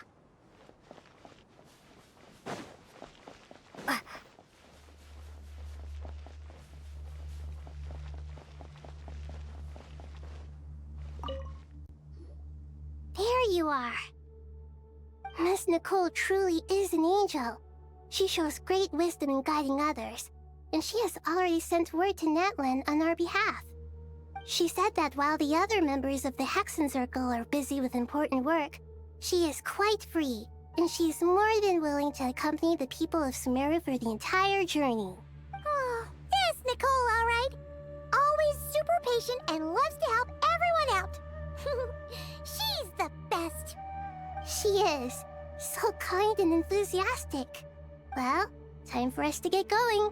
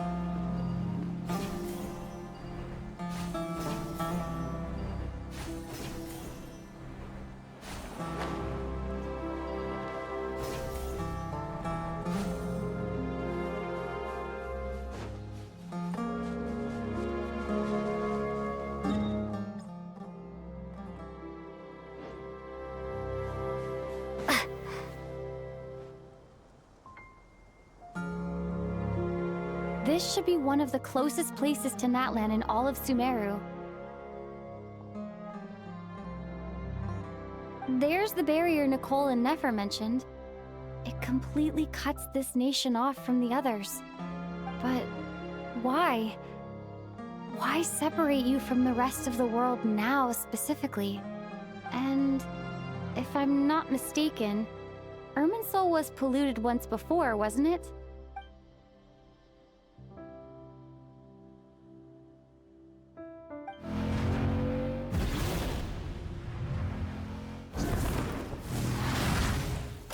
Good question. I'm wondering the same thing myself. That voice. Moika! You got here pretty quickly. Hello, traveler. It's been a while. Hello there. Hello, Dendro Archon. Malika, I apologize for asking you to meet at the border on such short notice. I also apologize for not being able to greet you in person. The form in which you see me now is one carried by the Traveler. The real me is inside the mausoleum of King Deshret, and I am reaching out to you with my mind from here. Irminsul has been infiltrated by the Doctor. We must be on our guard, as he can spy on information in the world from within the tree. Fortunately, there is no record of the Traveler in Irminsul, and you are still within Natlan's borders. My records will be preserved in the Night Kingdom, rather than the ley lines. As long as the Night Kingdom remains disconnected from the ley line cycle, the Doctor has no way of knowing my movements. Exactly. So by meeting each other in this way, the meeting essentially never happened. No wonder Paimon didn't come. You were concerned that her activity would be recorded by Irminsul. The Natlanese have heard about the situation in Sumeru. With the borders sealed off, merchants have been forced to stop their shipments. It's pretty serious, and you're the ones bearing the brunt of it. I'd like to address the question you raised at the beginning. I can offer a brief explanation, although it will sound rather cruel. I don't reach this conclusion gladly, but Irminsul predates the Heavenly Principles. It existed long ago, when the dragons of Natlan were at the height of their power. So even when the people of Sumeru became ill because of pollution, it was not a critical issue from the perspective of Irminsul itself. As long as it continues to function normally, the barrier will not be activated. But this time, the Doctor's invasion has directly affected the tree. That is what caused the barrier to deploy. The Heavenly Principles established a rule that when Irminsul is plunged into grave danger, a portion of power will be reserved to isolate Sumeru. That way, even if Sumeru is destroyed, the outside world at least has some time to catch its breath. We'd certainly need it. The Heavenly Principles created almost everything that exists in Teyvat today. To them, preserving the existence of the world and its inhabitants takes priority over protecting Sumeru. Meaning, protecting Sumeru now falls to you. Yes. My own power may be limited, especially compared to yours. But that doesn't mean that we're just gonna sit around and wait for the end. If necessary, I will utilize any and every means at my disposal. Nicole of the Hexen Circle didn't say exactly what this meeting was about. But after hearing everything you've said so far, I think I can guess where this is going. That's right. Nahida and I discussed it at length. We both know how presumptuous this is, but... You need the Pyronosis, don't you? Yes. You guessed correctly. Originally, I only intended to borrow it, but the situation is far graver than I foresaw. So instead, what I ask of you is to please give the Pyronosis to Sumeru. Why do you sound so nervous? There's no need to be shy. Surely a Gnosis is pretty important to a god. I guess, but it's not as if losing it would suddenly render us powerless. But I'm sure you don't need me to tell you that. With all the nations you've traveled to, and all the gods you've met, you must have realized that by now. As far as I'm concerned, a Gnosis is basically an elemental energy enhancer. But I don't usually use it. You know me. I like to think I'm pretty strong without it. Yeah. Not about to dispute that. So you see, you don't need to sweat it. Here, take the Pyronosis. Just like that? Uh-huh, just like that. To tell the truth, I've always toyed with the idea of giving it to someone who needs it more than I do. I know you accompanied Nahida here to try and increase the chance of success. It's a good thing you did, because your involvement is one of the main reasons you've managed to persuade me. Are you sure about this? Handing over your Gnosis just because of me? I won't try to quantify it, but trust me. Handing over the Gnosis to Tumaini is far from the craziest idea I could think of. Besides, even if you hadn't come here personally, I think I still would have agreed to Nahida's request. Irminsul doesn't just affect Sumeru. It impacts all of Teyvat. I know all too well how difficult it can be to protect the things you care about. So logically, morally, or however you want to cut it, helping you is the right thing to do. You don't need to tell me the specifics of your plan. Where the Gnosis is involved, the tighter the secrecy, the higher your chances of success. Malika, my heartfelt thanks go to you and the people of Naplan. Don't mention it. But now, for the hard part. How do I actually give it to you? The Irminsul barrier is right in the way. I have an idea.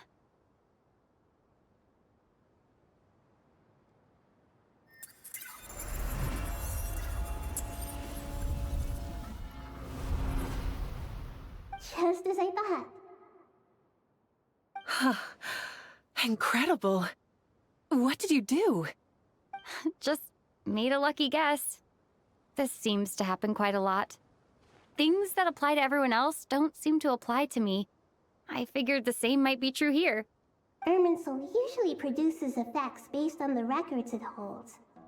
Since the Traveler is a Descender, Irminsul contains no records of her, and thus has no way to impede her. Is that right? You really are full of surprises. Catch. Whoa! Thank you, Moika. Thank you for trusting us with something so important. All right. No need to get so formal. It's not like we're strangers. Besides, there's still one problem. You might be able to pass through the barrier, but I don't know about the Gnosis. Any other surprises for us, Traveler? Let me try something.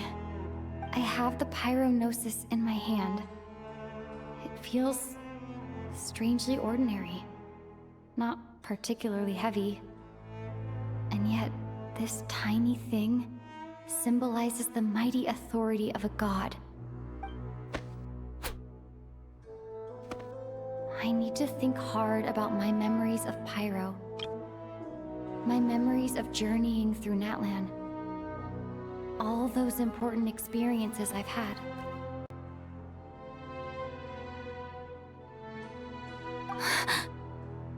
The Gnosis disappeared. Traveler, are you alright? I'm fine. The Pyrognosis disappeared into my body, just like phlogiston. Maybe it resonates with you because you've mastered the power of phlogiston. You might not be recorded in the ley lines, but you're still our Tumaini. Whew.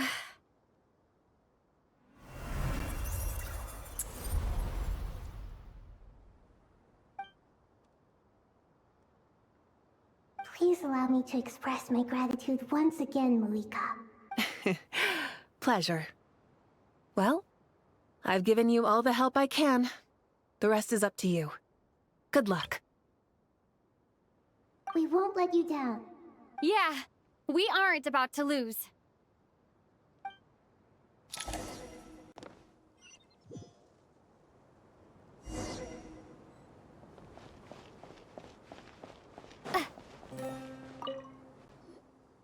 Traveler, Paimon, how are you feeling?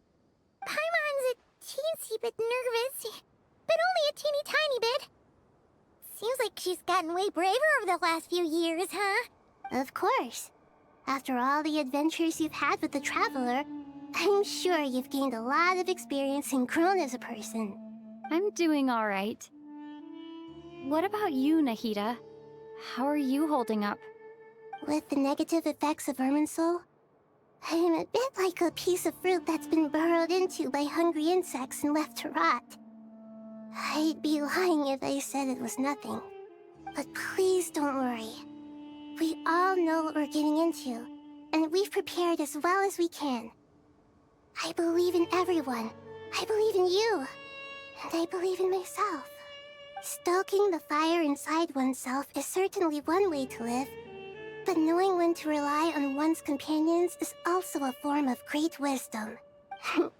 I've been quietly learning little things from everyone, like plucking tufts of fur from a sumpter beast. Me too. With the constant traveling, I'm always learning and growing. That's the journey of life. I think there's someone else here who would share that sentiment. Don't worry about what I think. I was just passing by and happened to overhear your conversation. What are you talking about, Hat Guy? This is the top floor. No one passes by the top floor. Says who? You can fly just like I can. I would have thought it makes sense to you of all people. I don't know why, but I feel a little more relaxed now. It shows that you feel comfortable laying down your burdens in our presence. It means that Sumeru is a place you can trust, where you know we have your back. And we feel exactly the same way around you. That's what it means to be friends.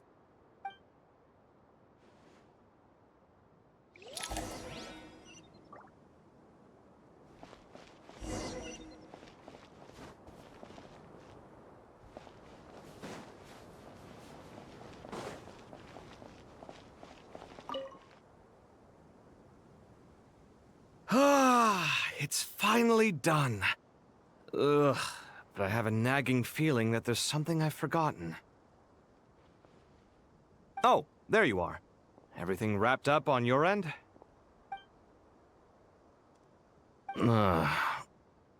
Okay, fair enough. That was a pointless question. We were working in tandem, after all. You must really be exhausted. Well, it's been a busy day for both of us. When work ends, you clock out. No looking back. Yeah, we're definitely due a break. Probably a little late to start drinking now, though. I'll stick with water. Here, this one's for you. Thanks. You want a bite to eat? I can grab us something. Or wait, I think there's a stove nearby. Let me take a look. Are you nervous? A little, yeah. Unlike you, it seems. How are you not feeling at all nervous? Because everything that happens next is beyond my individual control. I don't worry about things I cannot influence. What do you mean, cannot influence? You're the one who came up with half of the strategies we ended up using.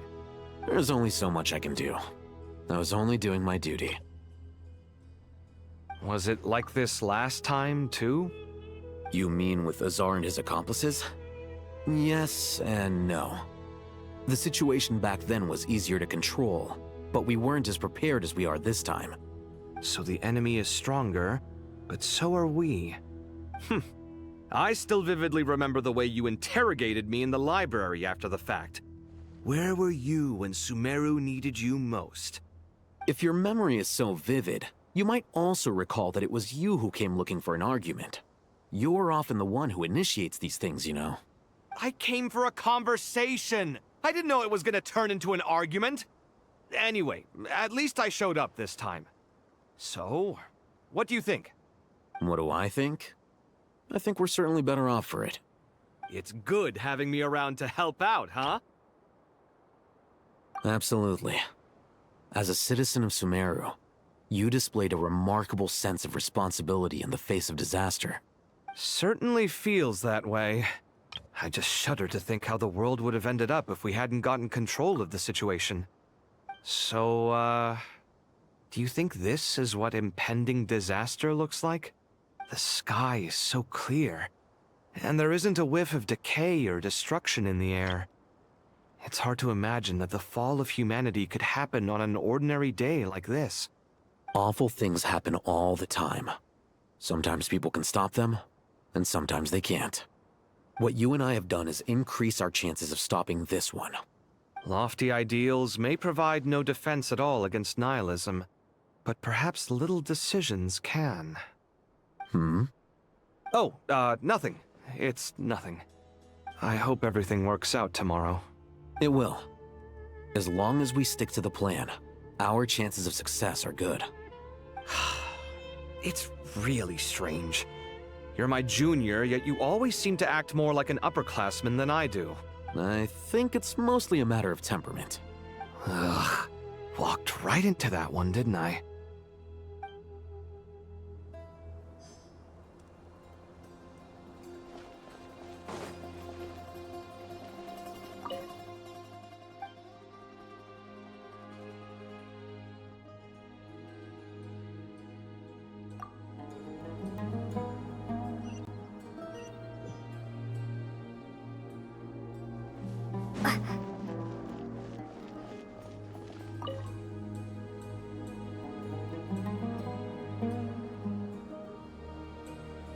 Look at the time. I should head back.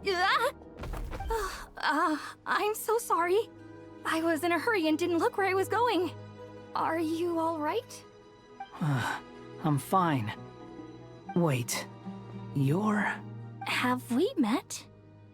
Not exactly. I think we may have crossed paths by the house of Dana before. Oh. You're Hat Guy! From Vahumana, right? You recognize me? The clue's in the name, Mr. Hat Guy. Fair point. It's getting pretty late. What's keeping you up? I could ask you the same question. If I'm not mistaken, all the workload for the Ratawa Histarshan wrapped up a good while ago. Well, I have something of a background in Satyavada life, so I was helping the Dendro Archon make some preparations. But I must have lost track of time. Did you find the experience enlightening at all? Honestly, it was tedious and uneventful at first. But eventually, I think I did sense some profound truths. But they also brought a lot of suffering with them. I was told that I even shed tears while I was meditating, though I have no idea why. Sorry. I hope I'm not scaring you. Not at all. It just proves you're very accomplished in your research. Good night. I wish you all the best for tomorrow. Thank you, sir. You too.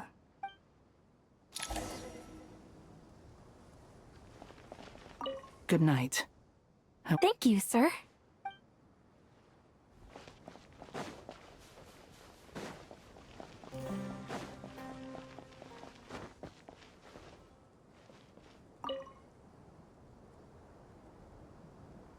Too bad we've got a fight tomorrow. I could really do with a stiff drink. Let us pray instead. Prayer. How nostalgic. Lord Sangama Bay. Came to get some fresh air too, did ya? That's right. Actually, I was hoping I might run into you, Dia. I wanted to let you know that I've stocked up on that perfume you said you were so fond of. No, really? I'll take two. Any chance of a friends and family discount? I knew you'd ask that. And I'm afraid to say that. Surprise! It's free of charge. That's very generous of you, Lord Sangama Bay. Does this mean you've made a fortune in Nodcry? Nope. Turns out it's not that easy to turn a profit there. I even ran some assorted losses. But anyway, that has nothing to do with why I wanted to give you and Dia a small gift. Remember that merchant caravan you two rescued in the desert last month? That was transporting my goods! No way! I had no idea that was your shipment. Explains the, eclectic mix of goods, though. Lord Sangama Bay's investment in the desert and generous stockpiling of goods has helped many people over the years. The shelters you funded especially have made life a little easier for the children and the elderly. Wait, how did you know about that? Oh, I see. Nefer told you, didn't she? Ugh, that pesky lady. Aren't intel brokers at least supposed to charge for divulging people's secrets? She and Candace go way back. It's normal for close friends to share things you wouldn't tell to everyone else. Sure, but why did they have to be things about me? That's how Nefer shows that she cares. She wishes for all of us to know what a generous person you truly are. It must be hard trying to make a living far away from home. Just because we can tell what kind of person you are doesn't mean everyone else can. Well, maybe her intentions were partly good, but I don't think that's the full story. I'm sure she enjoyed knowing how much it would annoy me. I'm telling you, Nefer's got a mean streak. Definitely with you on that. Does praying help you stay calm? Defending one's home is a just cause. My heart is filled with a mix of anger and hope. Anger. You know, being able to get angry is a good thing. It shows that you're in touch with the real world, and that you have the passion to pursue something you believe in. My lady, what are you doing out here? Just taking a walk to clear my head, and look where I ended up. Were you praying just now? Yes, Miss Dunyarzad. Would you like to join us? Come on, it's fine. She won't mind who you pray to. Oh, then sure. I remember you, Miss Dunyarzad. You visited my shop before. If I recall correctly, the god you worship is the Dendro Archon, correct? That's right. She is such a gentle and kind god. But to me, she's more than just a god I worship. I see her more as a friend. And so do many others. She's not some almighty god who reigns on high, but a genuine friend. Agreed. She's a wise teacher and a good friend. I spoke with several people during the evacuation. Everyone's aware that tomorrow's battle is one that ordinary people can join too. A battle to fight for our friends and our homeland. Oh, it makes me glad. I can finally do something for those who protected me. You've grown so much since we first met. Oh, a compliment? Ooh, more please. Thank you.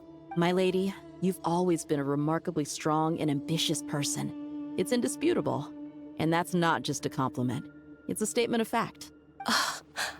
What are you praying for? Our beliefs may not be entirely the same, but we both wish for the same thing. I pray that everyone will rise to the challenges ahead and return safe and sound. I pray for the safe return of all my companions.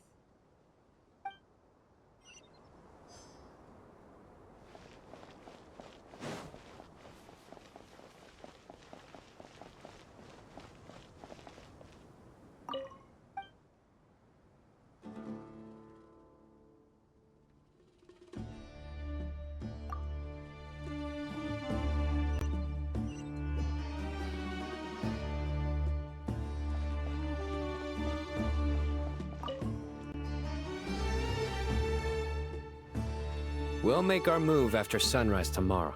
Good. Is everything ready? As much as possible. That'll be enough. Don't let the pressure get to you. We'll take things one step at a time. That's how we've always done it. Master Tainari! Mr. Sino! So this is where you were. I brought some juice and some water. Would you like some? I know how easily you get dehydrated in the desert, so you should definitely have some water. In which case, I'll have the juice. I gotta ask, though. Who's on juice-making duty at a time like this? Madame Farazan said she was feeling a little nervous, so I told her about the automatic juicer my friend invented. She took it right off me and started making carton after carton of juice. A juicer? Did Sucrose send that to you? Yeah, I hadn't had the chance to try it out before this incident occurred, but I couldn't bear to leave it behind in Gandharville. The juice is very sweet. I think so too. Kale, how are you feeling? Physically, I'm okay, but it just still feels strange to me. Why would a great power like this come to someone like me? I know the feeling well. That same question ran through my mind every day as a kid. At least now, you have someone who can relate to you. All the more reason that you should apply for Spontamod. Tainari fiercely opposes the idea, though. Those two things are completely unrelated. What are we all chatting about, Would anyone like any juice? Oh, you have some already. I had some earlier, ma'am. Maybe give the extra to someone else? Very well, very well. I shall be off then. There's this enormous power, and then there's little old you. You feel like there's no connection between the two. And that sense of dissonance is difficult to get used to. Yeah. But after all this time, I can't believe this stuff still gets to me sometimes. Makes me feel a little childish. Kale, just because we normally keep the conversation light doesn't mean we can't discuss deeper issues. I don't think it's childish at all. You were the victim of a terrible crime. It's normal to struggle with the fallout from it. You have absolutely nothing to be ashamed of. My professor once told me that no incident can be considered truly resolved until the victim says it's over. Your rage and your pain are completely justified. Thanks. Miss Nicole said that. The same god remains which were once used to inflict so much pain upon me have now become a weapon with which I can protect everyone. It's like my own personal kind of evolution. Every innocent person who's been hurt needs time to realize that it wasn't their fault. I was the same, but it's all about to be over. Tomorrow, it ends for good. I don't know if you've noticed, but you rarely stumble over your words anymore, and your outlook has become much more positive. It's a big change from how you used to be. And since this isn't over, you can settle the matter on your own terms. It's time you seized back control. I believe in you. Yeah. Sumiro is my home, and it's so important to me. I have to protect it. And once you're done, how about you come back and apply for Spantamod? Stop it with the sales pitch, would you? Hey, excuse me. There are still 3 unclaimed cups of juice here. Why don't you take one each? Ugh, my arms are getting sore from carrying them around everywhere. Madame Farazan, why are you... Here, let me take them off your hands. Thank you, Madame Farazan. Drink up and enjoy my handiwork. I think I'm going to make something else now instead. Please, try to relax, Madame Farazan. Your nerves are starting to get the better of you. I know, I know.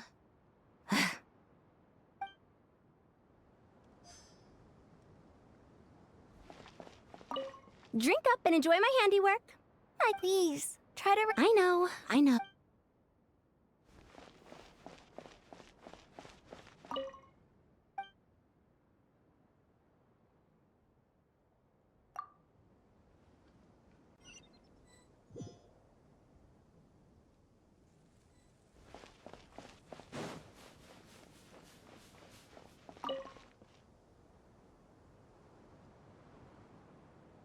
Something on your mind, Miss Nefer? Nothing in particular. It's just... right now, the future feels strange and unfamiliar. But the future has not yet arrived. How can you say how it feels? Some people know that there's an impending disaster. Others remain blissfully unaware. Each group is imagining an entirely different future while walking towards the same one.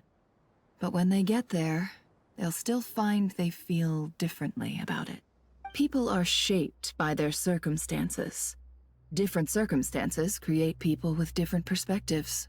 I've always found the perspective of the Vahumana Darshan to be a particularly incisive one.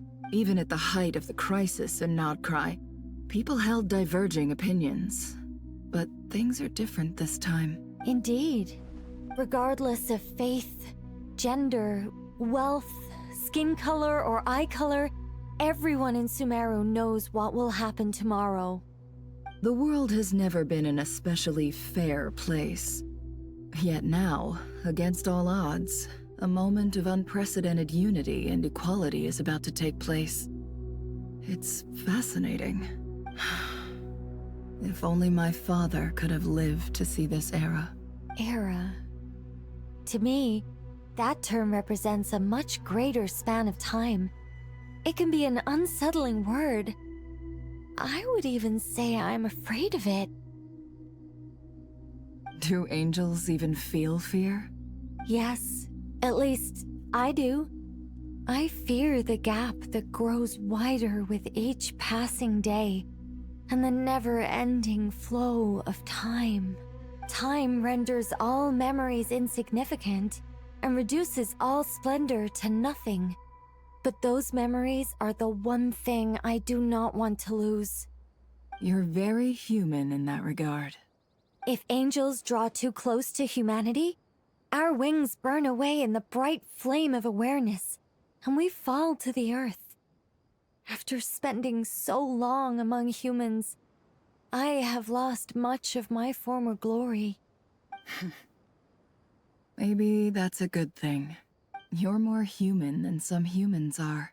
I've been talking to Kale a lot in recent days. We seem to be in completely opposite situations. I suppose that makes us good case studies for comparison. Case studies for who? Myself, I suppose.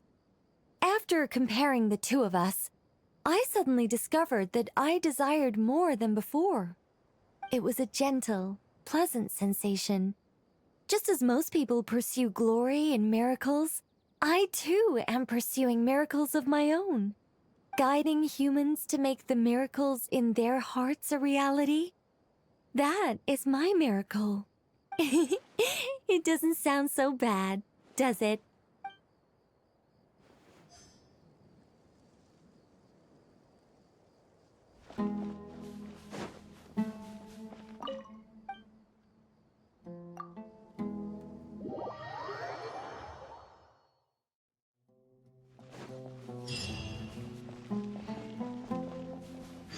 Time to go! Let's meet the others at the mausoleum of King Deshret.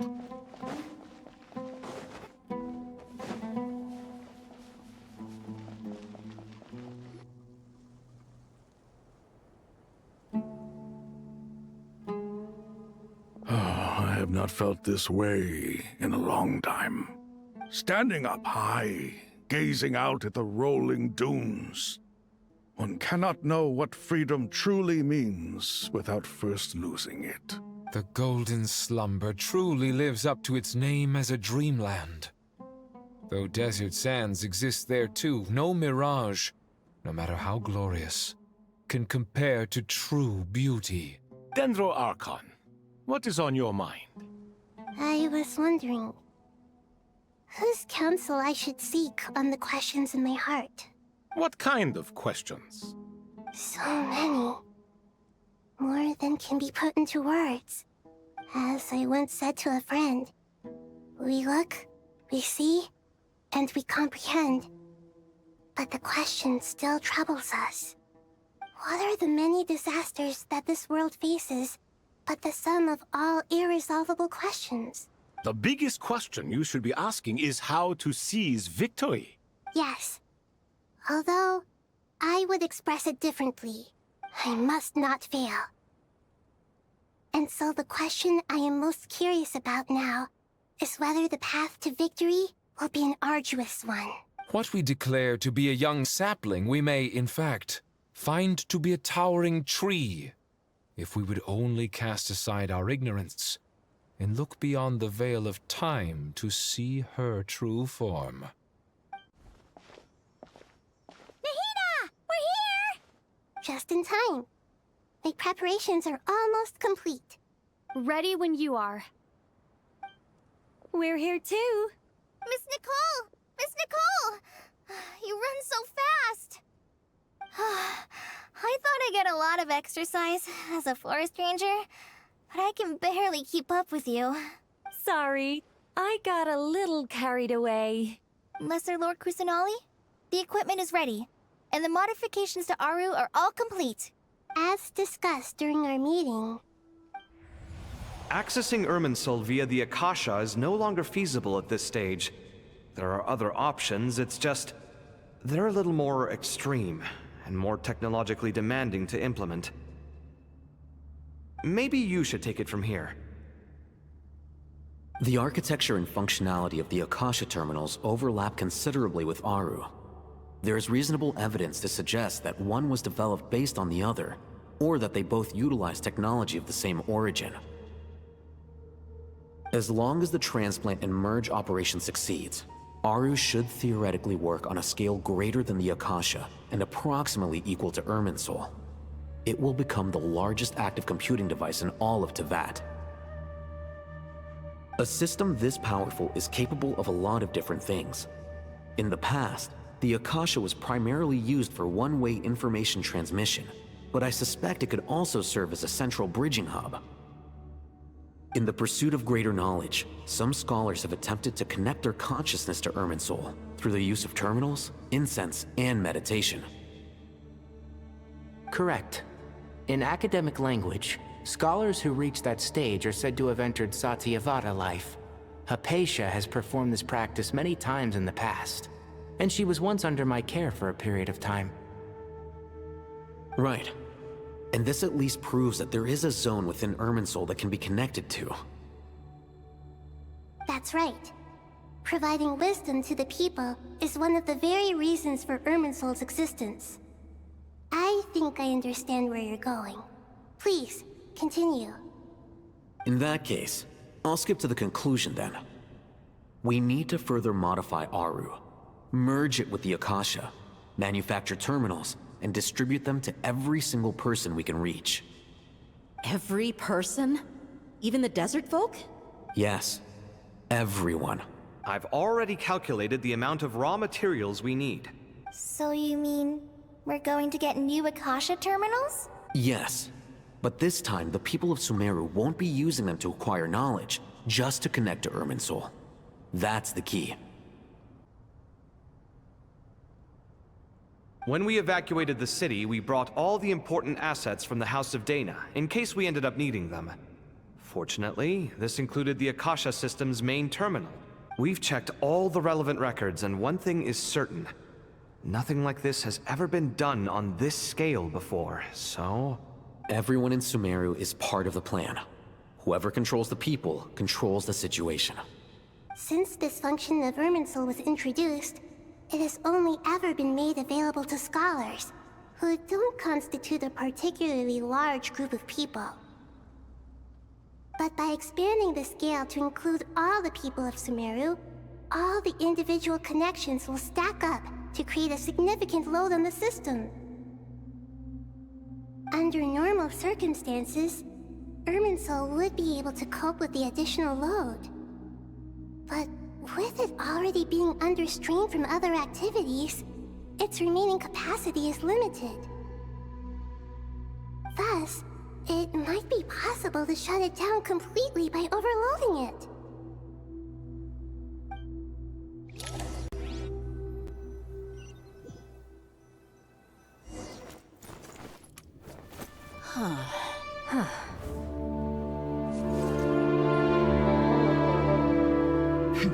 Counting down. 3, 2, 1. Are you ready? Ready!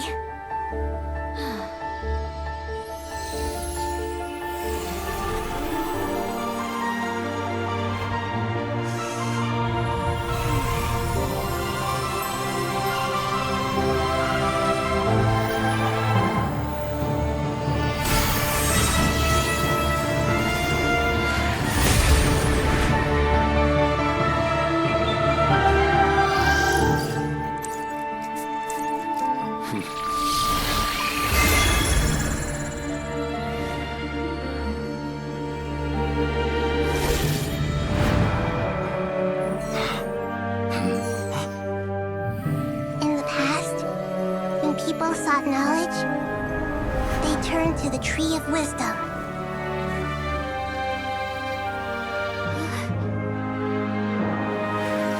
Today, we use it to save Sumeru and the whole world.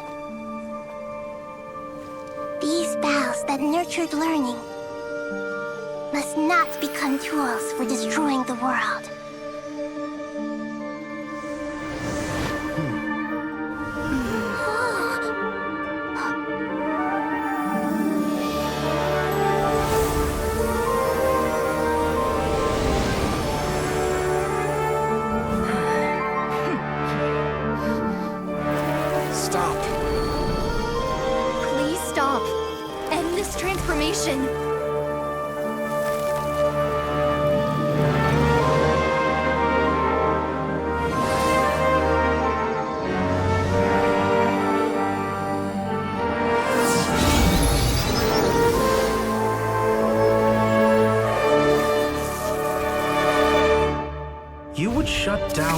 Irminsul just to stop me? You fools. I have all the time in the world.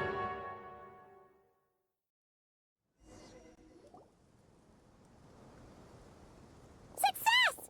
The evil Irminsul tree has stopped growing! Great!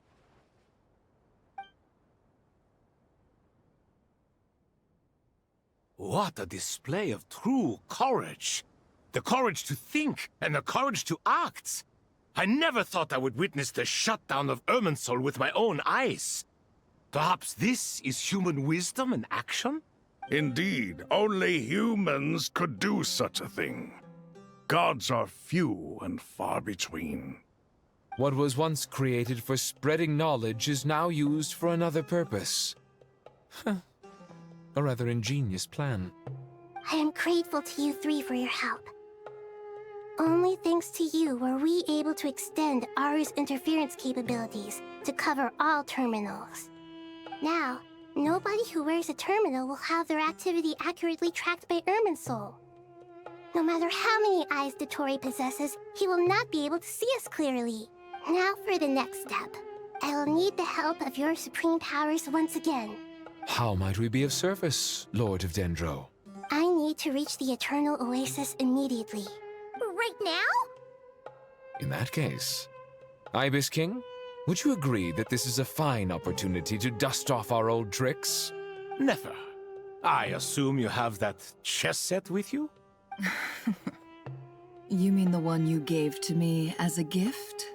Asking for it back, are you? How could I? You misjudge me. I just wanted to show you another way you can use it. Connect to Safei Shatranj.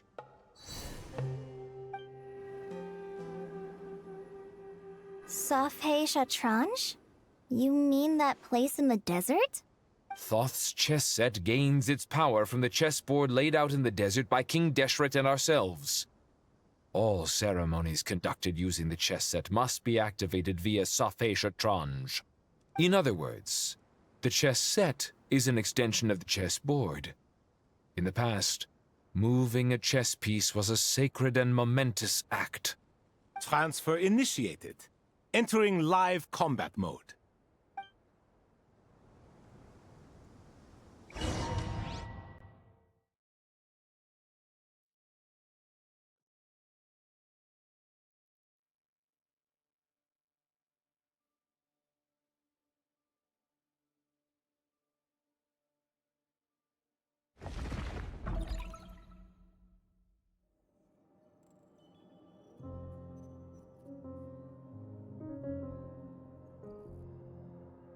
We haven't heard a single word from our spy in the desert. I'm afraid he might have been captured. Never mind. But we spent years turning him. And a lot of Mora. Nothing comes for free in this world, but the loss is not without its purpose. For a small price, we have wasted a precious amount of the limited time they have. Quite a bargain, if you ask me.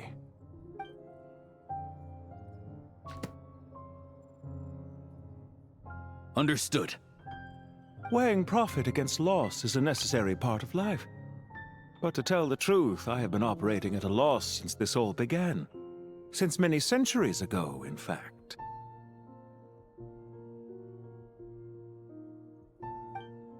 For instance, why would a banker act as the executor of a will? If you hadn't deposited your personal belongings at Northland Bank, I would have no reason to be here right now.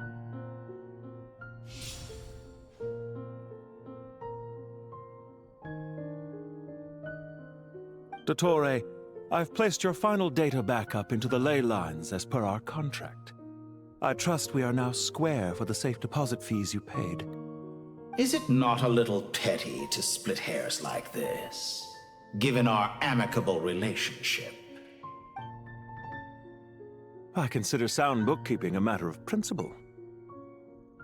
Do not forget that you only live to see this day thanks to me. In fact, every day of your life since you met me, you've been living on borrowed time. Why, that's hardly a fair assessment. I will concede that my survival was perhaps at your whim, but I became a harbinger on my own merits. Managing money is not like other professions. Mine is not a role I could have acquired based on your recommendation alone, and certainly not one I could have lasted so long in without genuine ability. The information stored in the ley lines is quite comprehensive. Rest assured, I have not forgotten how strong your pride is. Well, I presume you have no sense of fragmentation while talking with me? How could anything possibly go wrong with such strict measures in place? The remainder of your soul was split in two, with one half sent to Nodcry and the other stored in the most secure vault of the Northland Bank. Though I must say, your disdain for the other segments is quite amusing. Zandik is you, and you are Zandik. Zandik created the segments, yet you, a segment yourself, reject him.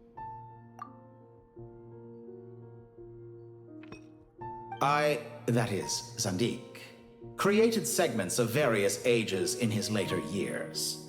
To achieve this, he had to freeze time and part with a portion of his soul. But as constructive as it sounds, it erases my uniqueness. If each segment is equally me, then by the same token, none of them are truly me. A soul living forever in the past inevitably holds different views than he did in his later years.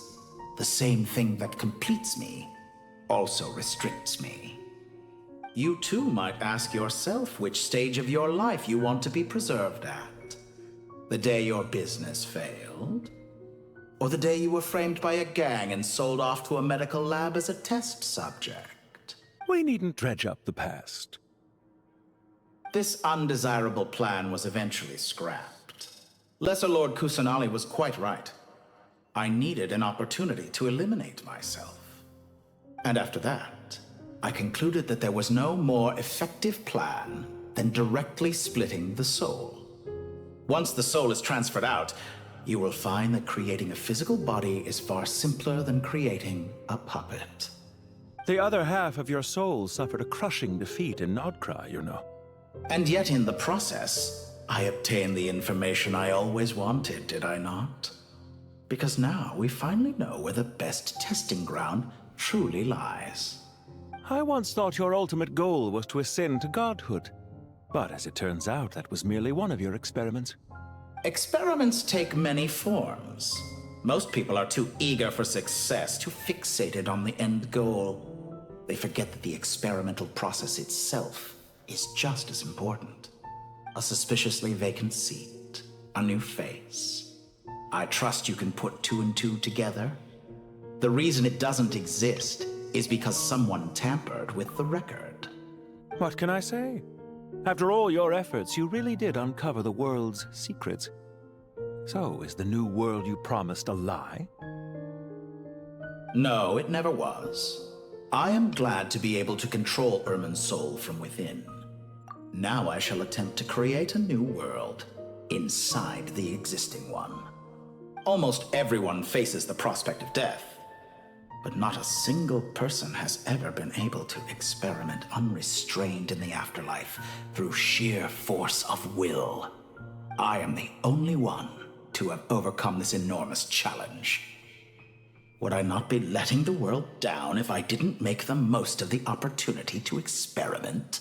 Clearly, the dividing of your soul did not affect the magnitude of your ego. Out of all the versions of you that have ever existed, this you is the most insane and the most radical. Is that why you chose to work with me? Which was it then? My insanity? Or my radicalism? Could I call myself a venture capitalist without a suitably ambitious plan to invest in? Yours happened to fit the bill quite perfectly. Well then, I must say, while I am surprised enough that you showed up at all, what surprises me more is that you chose to present yourself as my former subordinate, and not as the banker Pantalone. Why make things harder than they need to be? Exposing my true identity in a situation like this would only serve to destroy diplomatic relations between Snezhnaya and Sumeru. I daren't imagine the consequences. Showing up in the name of the original antagonist gives you the recognition you rightly deserve, while also being sensitive to Snezhnaya's predicament. It was an easy win. As for why I'm here, if you're suggesting that your credit is in the negative, I won't argue with that. Many people say that about you. I'd argue that a significant factor in your willingness to cooperate is the fact that you have but a few years of life left after my death. Living and dying together has a way of binding two parties together rather closely. Is it not true that a relationship should be judged by both the positive and negative returns it yields? So some of what I said actually made it into your head after all. It's true that I hope you don't die too soon, but don't you find that a strange thing for me to say? After all, you've already had quite a long life, especially for a human being. Let's not pretend that you're any more innocent than I am. Are we not the same in this regard? We both despise the existing laws of this world, and neither of us enjoy being under anyone else's control. Is it really so greedy to want the world to operate by a new set of rules? Of course not, my dear friend. And as I've said before, mutual interest is the foundation for the most reliable of relationships. You can attest to that. I just hope there never comes a day when I have to work too hard to prove that. Regrader, sir. People have been spotted approaching Sumeru City. How strange. Despite your access to Irminsol's data, it appears the soldiers noticed before you did. They must have found a workaround. Well, Dottore, I trust you know what this means. The fact is... They're coming. They'll breach the city gates any moment now. But even so, I would say Irminsol is a wonderfully convenient thing on the whole. If you do manage to create a new world, perhaps you could plant one outside my office, too. I'll consider it. What do you need me to do? Stall them? The experiment will take time. Stall them for as long as possible. Very well. But you're really asking for the moon here. Have you heard this story? There was once a guilty man, kneeling in the center of a church while an angry mob outside waited to bring him to justice. He pleaded with the gods, begging them to grant him one final request, the chance to finish confessing his sins before he was sentenced. Many suns and moons passed, seasons changed, and still his confession continued, as if he intended to speak until the end of time. Are you suggesting I worship you as a god? Or were you hoping that I might confess my sins to you? Certainly not the latter. That would make my life miserable indeed. For someone who despises them so, you never seem to have any objections to me creating or becoming one. At first, I thought you'd be furious. Concerned I would terminate our partnership, were you? Not at all. You had reasons why our partnership must continue. Don't you find people's attitudes toward gods amusing? A god descends from the heavens and people worship it unreservedly, blindly following whatever rules are given to them. And yet, when they see an ordinary person gain godlike levels of power by virtue of their own hard work, they treat him with nothing but suspicion, even if he is a compatriot. Is that supposed to be a compliment? No. I was just thinking. I pity the man who would call you a compatriot. There's no need to be so self-critical.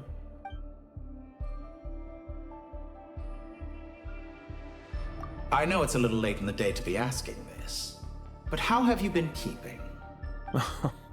I'm flattered that you would take the time out of your busy schedule to consider my well-being, Doctor. The part of your soul that went to Nodcry caused quite a stir, sending our organization back to the drawing board on numerous fronts. It was quite a headache for everyone involved. Dear me. I must have caused you no end of trouble. You certainly did.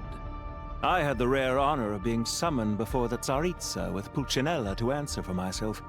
A terrifying ordeal. Don't worry, I pulled through.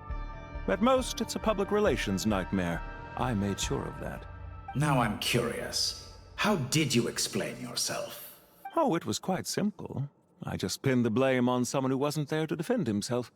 I could hardly be expected to defy the demands of someone as insistent as the Second Harbinger, now could I? How you slander me. You know full well that I am perfectly amenable to reason. There's no question that you are partly to blame for the ruin of my reputation over the years. Do you have anything lined up for when this is all over? Hard to say. Field work always takes quite a toll on me, as you know.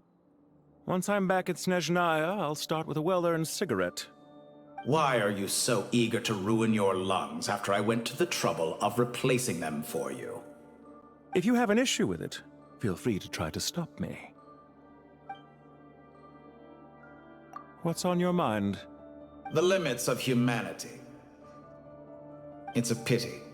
Despite running countless calculations, I find there is simply no way to reduce any further the amount of one's soul required to sustain an individual. It's rare to hear you admit to being unable to achieve something. I beg to differ. For instance, as I've told you before, the original me was prone to motion sickness and couldn't make long train rides. Ah, yes, of course. One of the reasons you often sent yourself out on errands. What are you thinking about now? A new experiment. In the event that my soul was depleted, say we extracted my data from someone else's memories, yours for instance, and then combined it with your intact soul as the base material, what would we create? Such a scenario would be impossible. Oh? As long as your current soul survives, there will be no need to create a new individual. Don't forget, you were the one who approved of the present situation wherein only one Dottore remains. And if you ceased to exist, who would be capable of performing this experiment? Since the day I met you, you've always excelled at talking your way out of a quandary.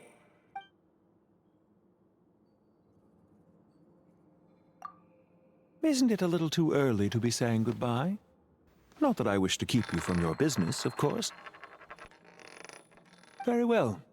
Let's leave the conversation there for now.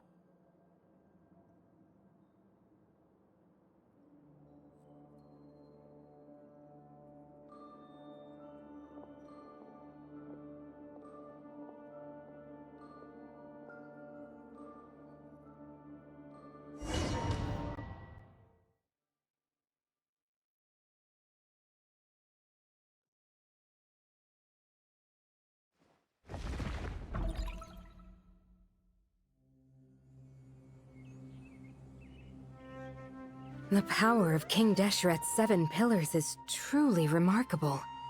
With just a chessboard, you can move an entire unit across the material plane. Yeah, sets us up for a much easier fight. Really makes my day.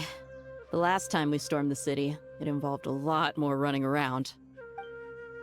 I wonder how many people can say they stormed a city twice in their lifetime.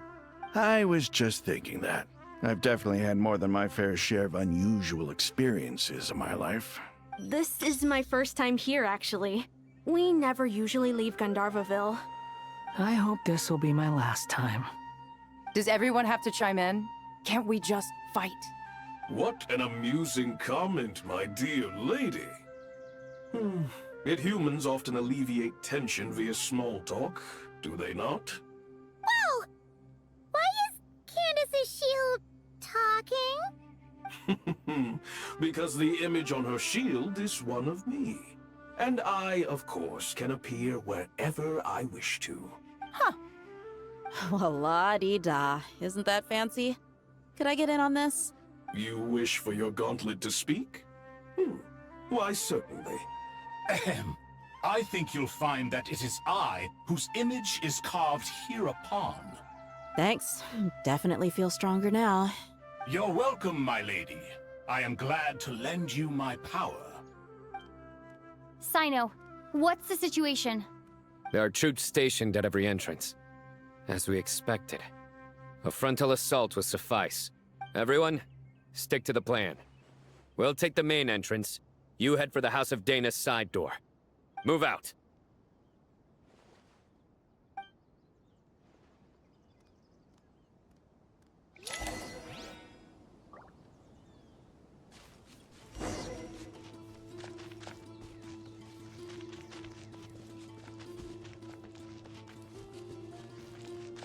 my way! Now it's your Take turn. this! Watch out! Get lost! Whew. Thank you, Jed. You gotta be more careful. If you're not ready to put your life on the line, you can't be certain of defeating your opponent. She's right. Keep your wits about you, Rana. Yield! Buckle up! Ha! Ha! You asked for it!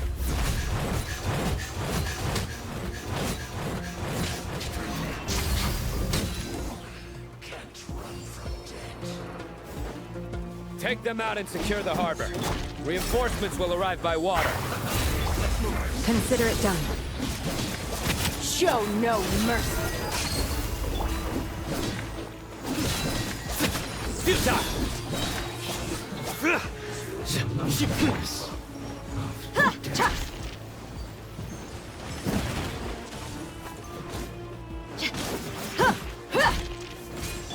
Do your work! Surrender! Buckle up! Out of my sight. Yield! This body belongs to ice and snow.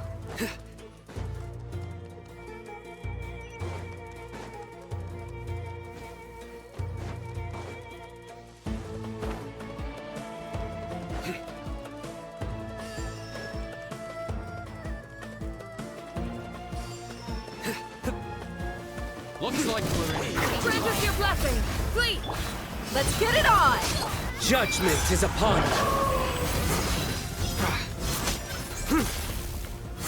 Guilty! Your penance is due! Do your worst! Hear my prayer! You're dead meat!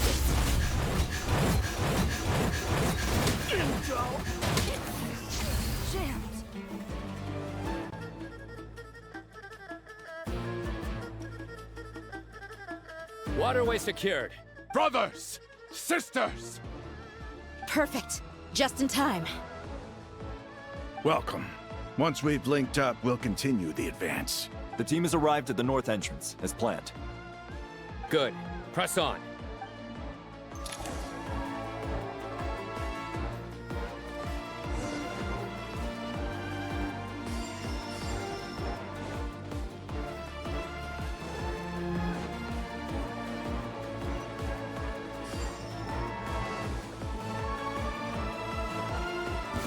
Are you here to play with me? Look alive! Ha! Nowhere to run!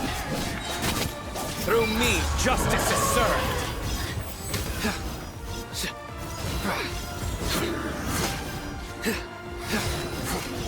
You stand condemned! Their penance is due! You stand condemned!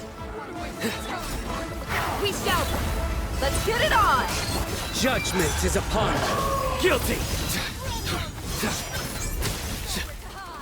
You stand condemned! Their penance is due!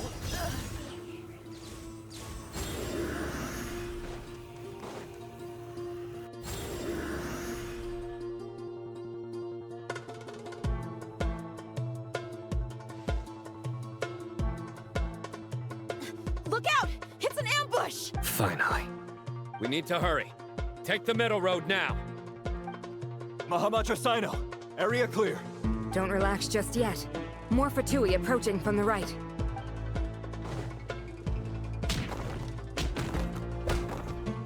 Irminsul cannot track our movements. If necessary, we could split up. Don't worry. We'll wipe them all out.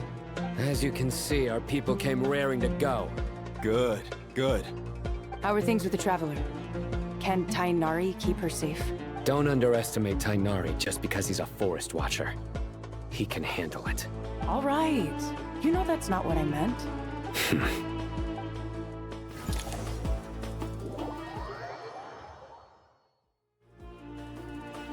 Sino and the reinforcements have drawn the Fatui's fire away.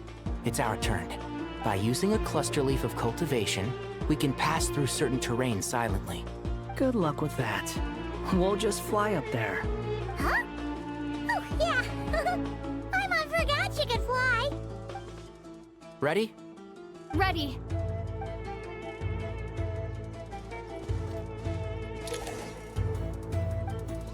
One with the Force.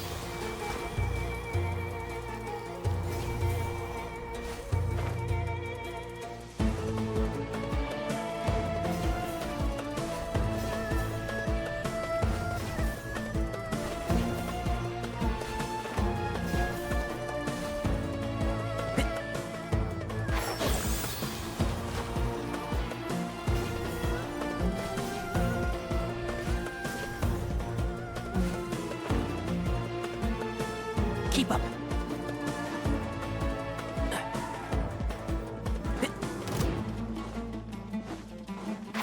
Can't see? The wind rises. Ha! This'll do it. I'll uproot you! By everlasting flame!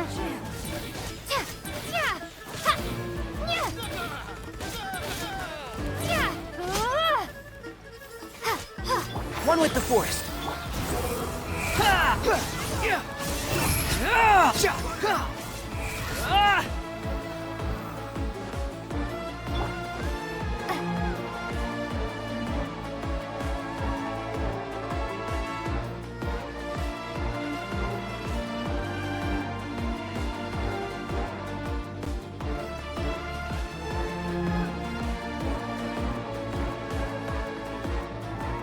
Fatui soldiers up ahead.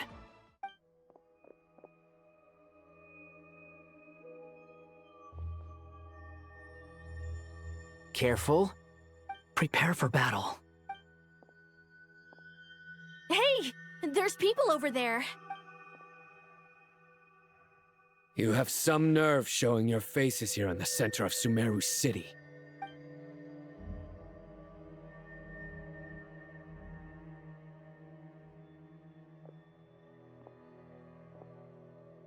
You're right on schedule.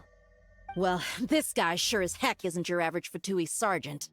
They've stationed quite a few people nearby. It definitely looks like they were waiting for us. But something feels off.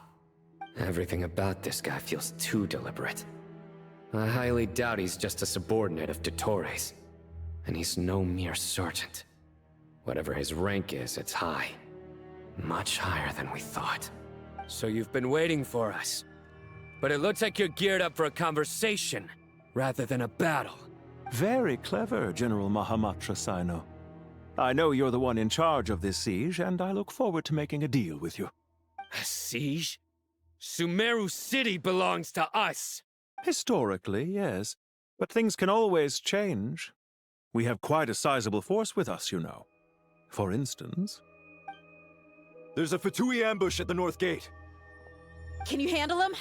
We can for now. Yes, I'm quite sure both sides can hold their ground for the time being. The battle has not yet reached its climax. But what happens next?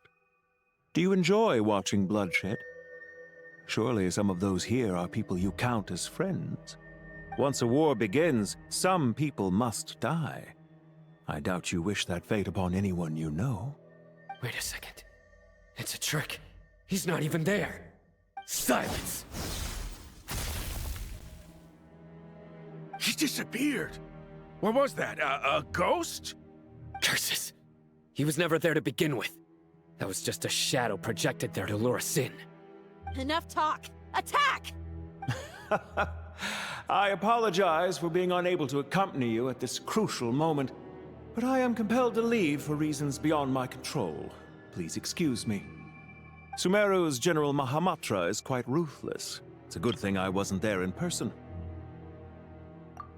Your illusion held them up for a time just fine. But now that they have seen through it, they will realize you were just a decoy. Decoy or not, what matters now is that they will be heading your way imminently. Not imminently. They are already here.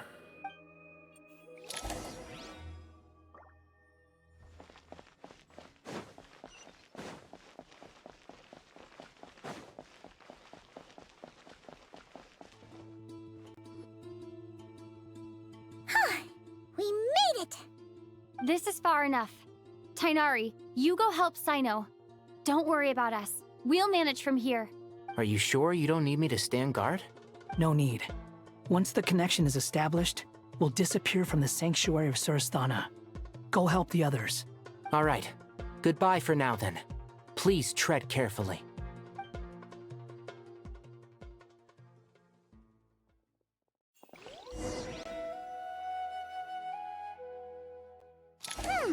Now where's the interface Nahida mentioned? Come on, where's it hiding? Found it. It's over here. We can connect to the inside of Irminsul through the Sanctuary of Surasthana's built-in security system. You should be pretty familiar with the process. Is it the same route as last time? For the most part. We don't need to adjust any of the parameters. Then I should be fine. And Paimon? Once you're both ready, we'll set off. Wait! The stakes are way higher this time, right? Maybe Paimon should stay outside and help the others. Then, you can focus on the fight without having to worry about Paimon! Huh? Why are you staring at me like that? It's nothing. I just suddenly realized how much you've grown. Hey, you've grown quite a lot yourself. Don't you two start getting into it again. Well, anyway, Paimon thinks she's pretty knowledgeable. Who's the best guide in Teyvat again? And don't forget, Paimon's a college student now. If we say Alhatham's not a weirdo, it's hard to explain how he came up with the idea of you applying to the academia. But for all that he counts, you're doing surprisingly well in your studies. She just goes to show how important it is to have someone supporting you. And Paimon's not the only one. Let's not forget that you only became a student because of Nahida's personal recommendation. That's fair. I have learned a lot in Sumeru. Oh yeah. Did you ever come up with that ugly nickname you promised me? What? No way! We're friends now! Paimon gave up on giving you one ages ago. Anyway, isn't Hat Guy enough of a nickname for you? Fine. Suit yourself. We need to go. Paimon, if you're staying, look after yourself. Will do.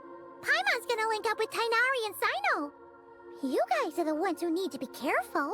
We will be. Bye for now.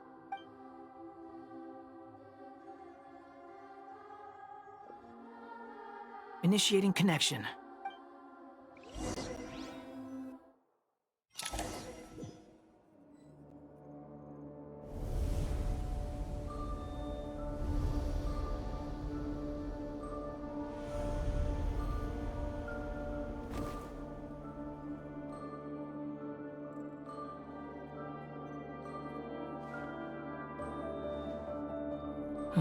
Well, here we are again. Come to think of it, I still don't even know where we're going. Thanks to our terminals, it should be impossible for Irminsul to read. I can... Don't tell me. Only you need to know. That way, whatever happens to me next, it won't affect your progress. Listen to me. Your safety is just as important as mine. Don't even think about sacrificing yourself for the greater good. We came here together, and we're leaving together. All right, if you insist. I won't argue with you.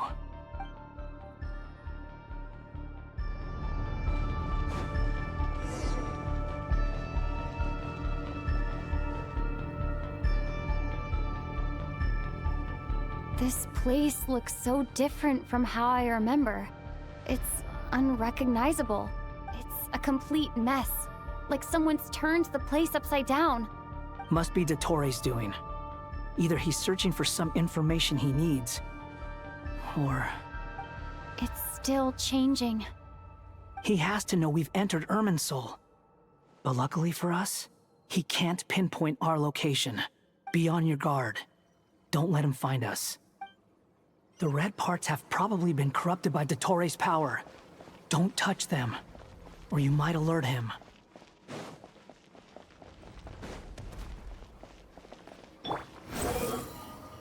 Search for it. He's looking for us. Tread carefully. That wall could be a problem. Fortunately, it looks breakable. give it a shot.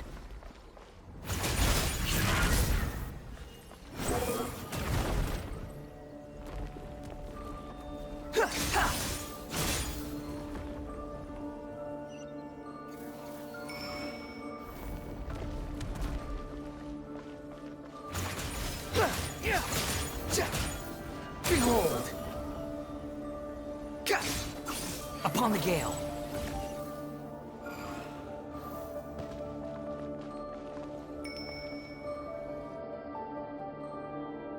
The wind rises.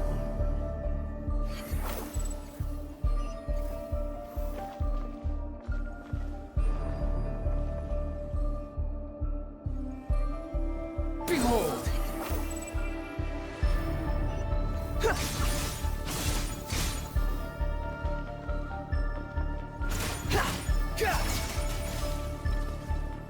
The wind rises.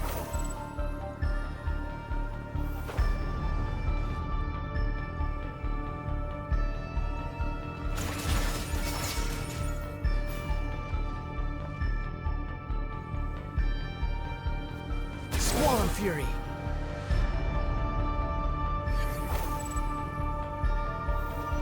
The same old trick again? Are you kidding me? Let's handle it just like we did before. This cheap trick isn't gonna stop us.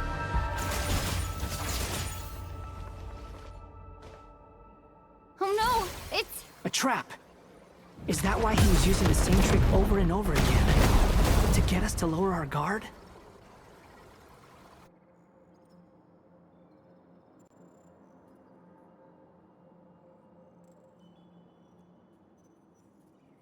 I'm trapped!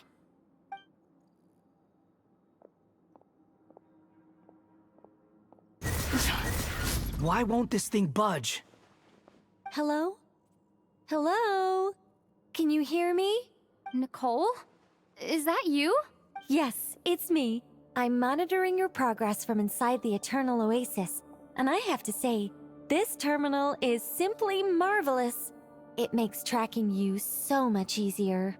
I couldn't see anything at first, but now that you two are inside, I can use your location with support from the terminals to get a partial view of the situation inside Irminsul.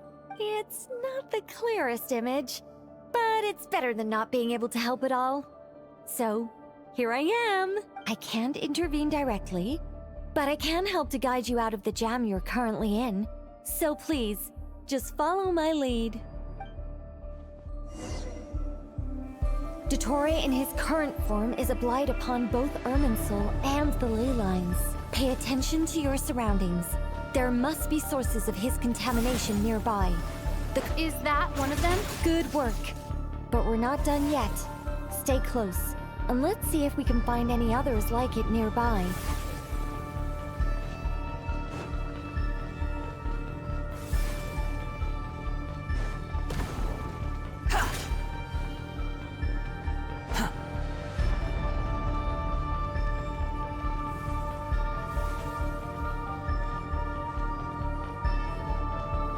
The wind rises.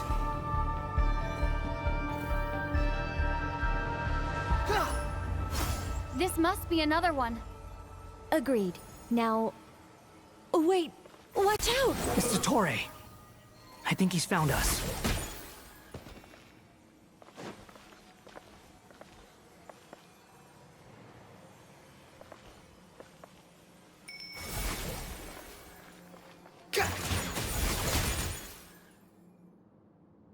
The seal is broken. Quick! Get out of there! Following me. And where exactly do you think you can run to? Wait, what is that? Pursuers! That's gotta be it! Run! Don't let that thing touch you. Dodge that attack!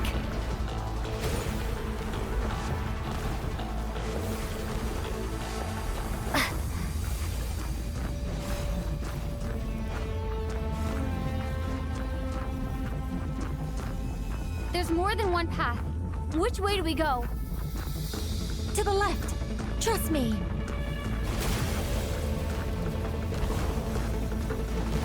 Fleeing like vermin. What a pathetic sight. Hey! Watch yourselves! Stay focused! There's a cliff ahead! Jump! More of those corruption sources. Destroy them as you did before, and open the exit as quickly as possible. They're relentless. Is he trying to wear us down? You'll just have to destroy these too.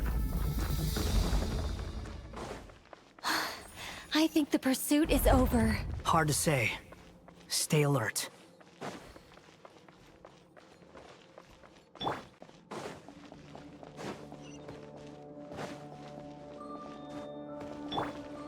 The wind rises.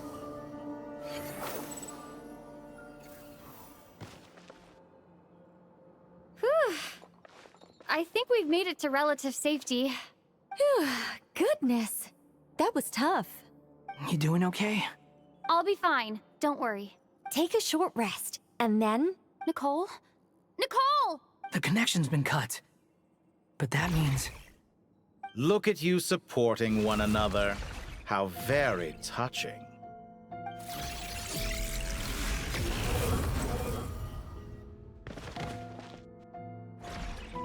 Dottore!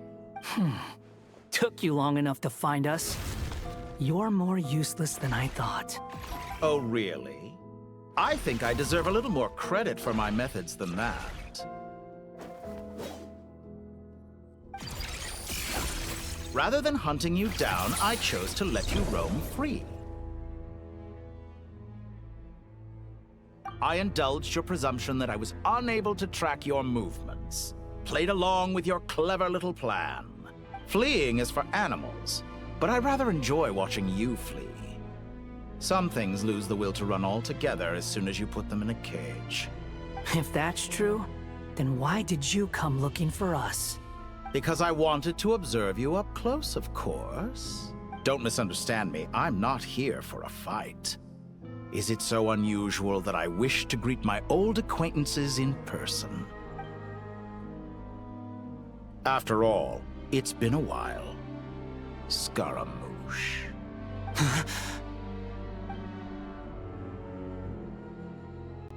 Why are you so afraid?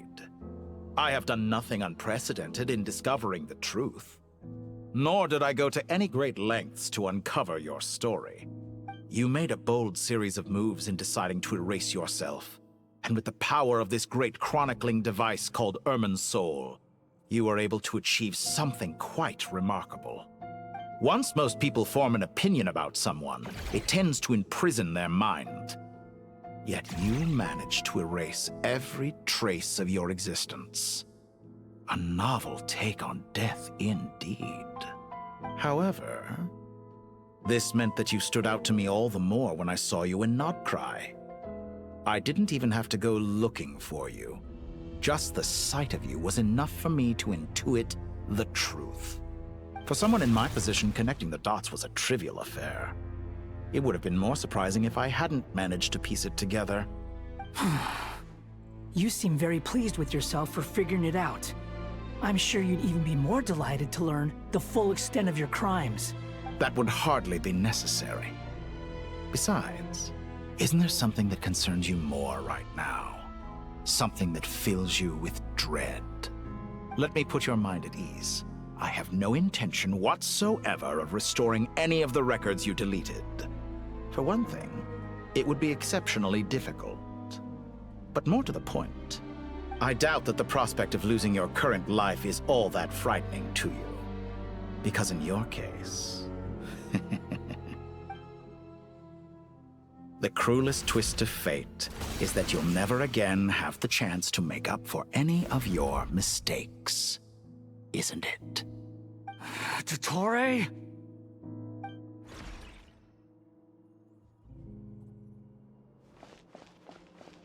All here shall bend to my will.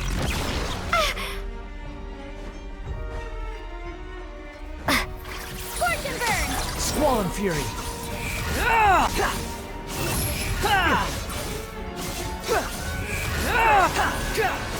I'm afraid you'll need to do better than that to take me down. I expected you to have grown stronger. Ah, how foolish of me. I forgot that you lack any means to increase your power. You will pay for everything you've done. Oh, will I now?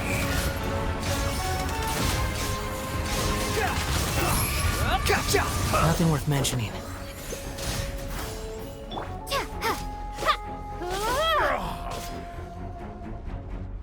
Time to ignite! How amusing. You dare to gaze upon me?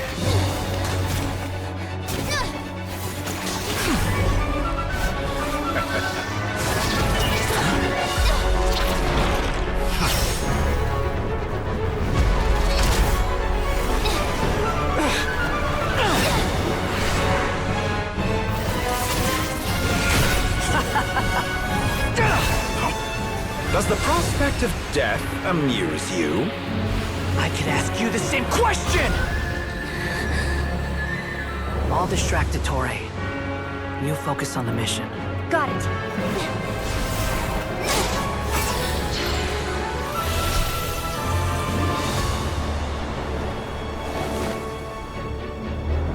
For the hopes and dreams of the masses.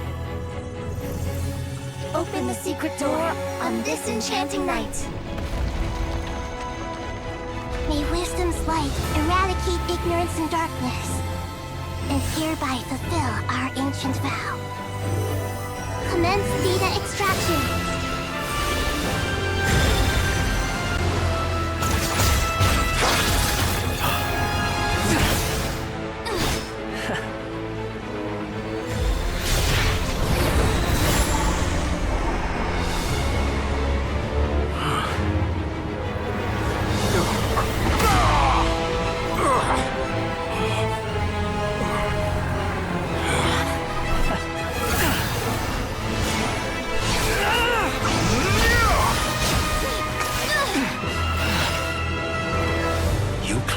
Outdated ideals and stand in the way of progress.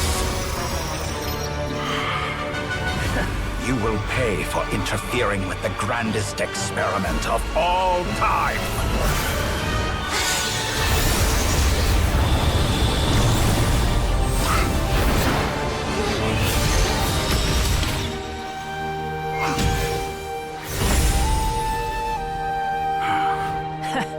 Good timing. Tori, as clever as you are, you fail to understand wisdom. Wisdom takes many forms, but the path you have chosen eschews them all. Huh.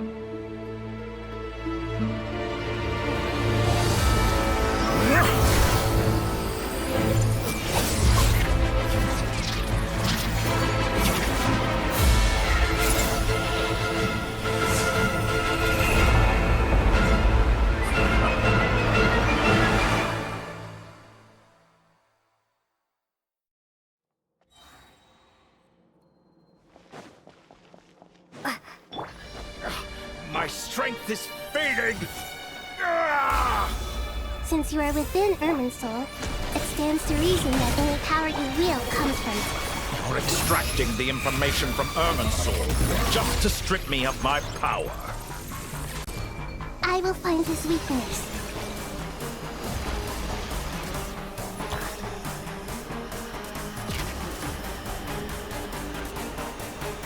Hey! Behold!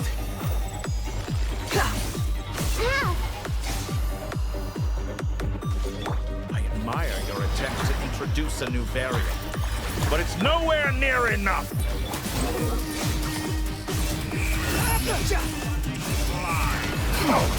A pet trick!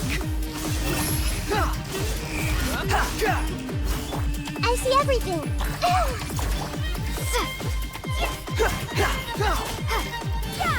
Squall Fury!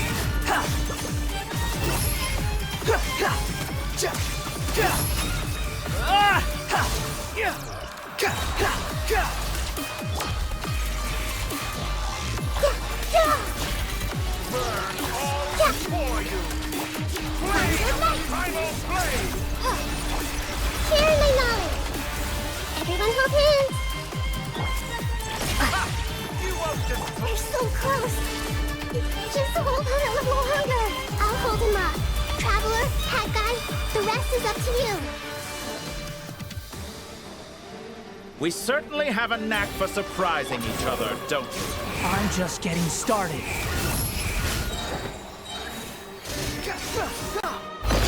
It's time! Say your prayers! Stay on the offensive, but watch your back.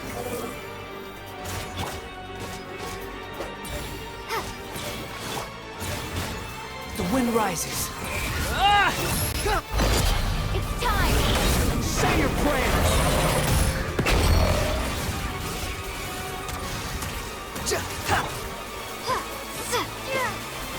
Let's try this.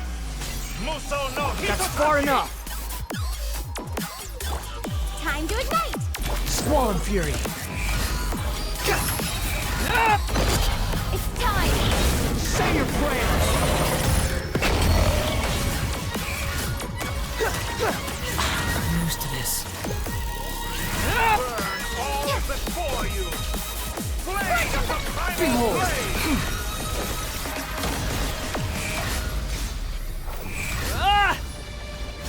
Quit following me.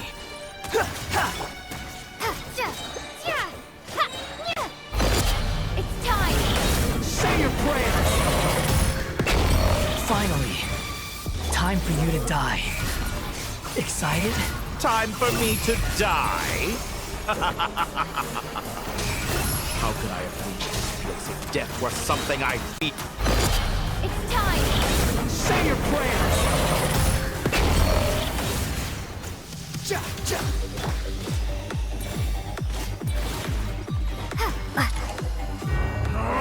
That's enough!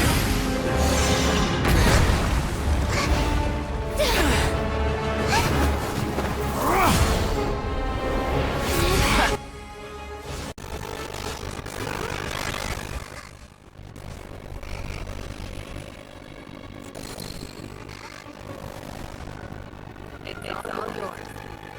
Do with it as you see fit.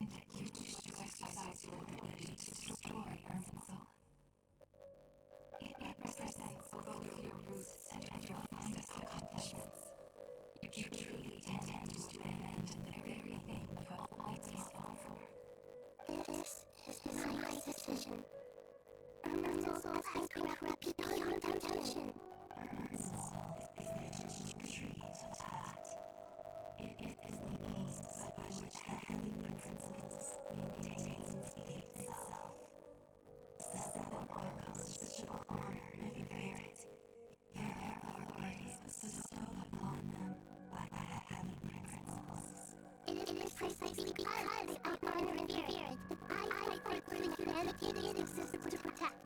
Wisdom is knowing how to weigh the options and make the right decision. If you truly care about fortunes of this world, then it is me you should seek reserve.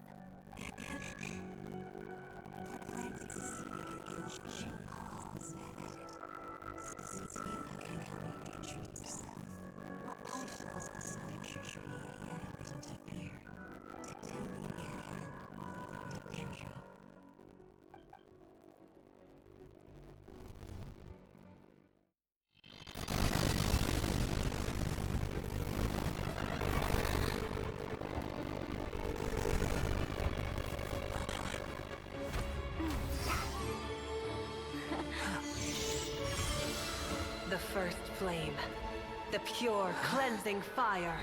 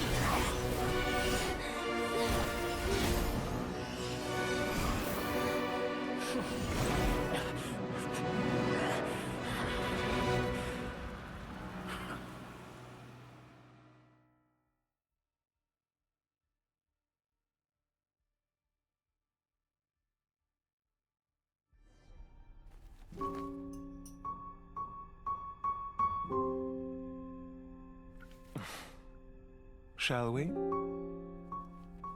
Where were we? I was suggesting that you needn't perform when signing a contract. You're only sitting here because your bank demanded an evaluation of the trustee. So you told a story about a young scholar from a merchant family in Sumeru? I told a compelling tale, didn't I? The post-expulsion story is far more captivating. The human experiments or the elixir of immortality? The part where you die. Ah, yes. My favorite part. The 35-year-old Segment thought of himself as Dottore, reserving the name Zandik for the original specimen. Of all the Segments, he was the most selfish. After his expulsion, Dottore searched for a new direction. He joined the Fatui, studied Elazar in great depth, secured resources. He was rather fortunate in his career. Zandik turned to Conrian technology and successfully created his segments. But this was not immortality. Even with backup segments, his body would still age. Still, thanks to Snezhnaya, Zandik found the ideal base for his experiments. Then a perfect partnership materialized at a crucial moment. The year that both parties realized they needed more time. Fortunately, Zandik succeeded. In a miraculous turn of events, he gained the extra time he needed. I seem to recall it differently. All right, it's true. No matter how much elixir he took, Zandik remained human and continued to age. Then, on the morning he turned 85... Help me up! Call for help! Surely he would be rescued, Zandik thought. But to his surprise, no one helped him. Zandik was too selfish for that. Don't forget, you're one of us. Yes, and we're all waiting. Waiting for me to die. Pantalone arrived for a meeting and happened to witness what followed. He found it unsettling. I never said that. But the Zandiks were unfazed. It was a rare opportunity for self-dissection.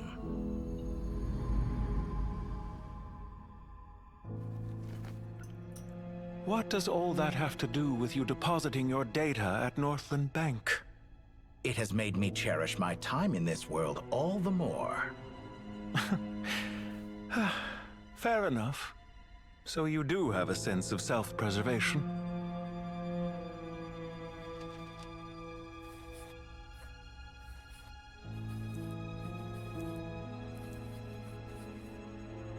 What do you mean? You're hardly normal, and you don't cherish life. You just don't want to admit defeat in the limited time you have. Even so, don't I deserve an interesting ending? I'm counting on it.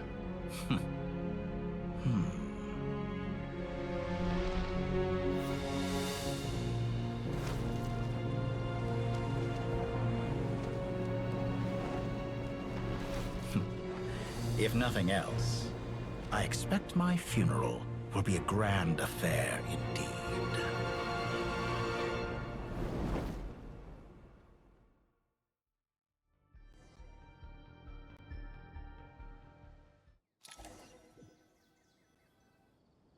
What a magnificent fire. In Snezhnaya, we light fires to ward off the cold. Fire, it seems, is antithetical to ideas such as cold, frozen, and unchanging. Perhaps it has always been that way. From the beginning, fire has been used to drive away wild beasts and warm the body and mind. You could say it's a form of treatment. One that cures the human heart of mortal fear. Mortal fear? Something you haven't been acquainted with in a long time, by the sounds of it. Whereas you, I'm sure, must know the feeling quite well indeed. I remember when we first discussed the elixir of immortality, you claimed that extending your lifespan was about buying more time. But was that really the truth? You fear the prospect of dying a wretched end in this world, don't you? Of course I do. I'm only human, after all.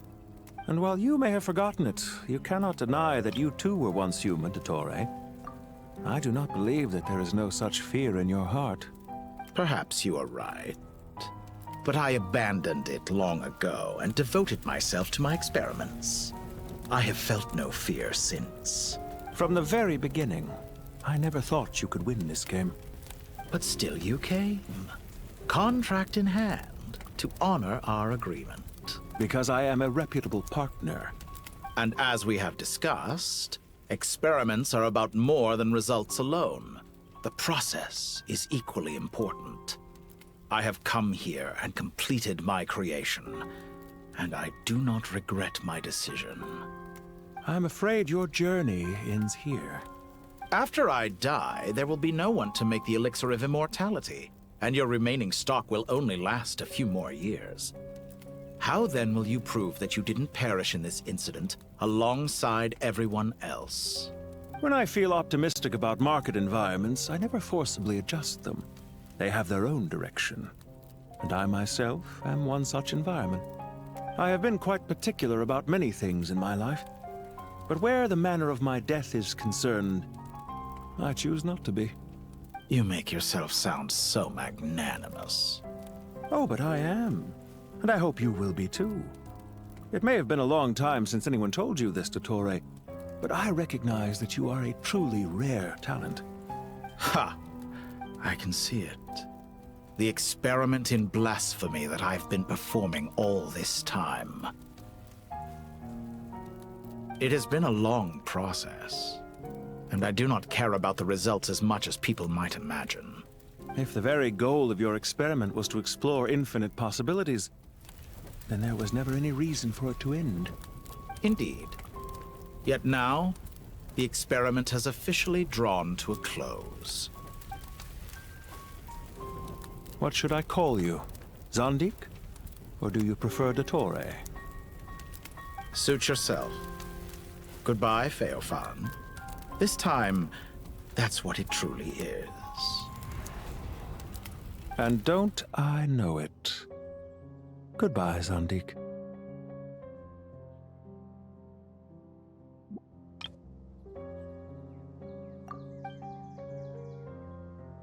I could have carried out many more experiments, but to me, Lord of Dendro, this outcome is certainly not the worst.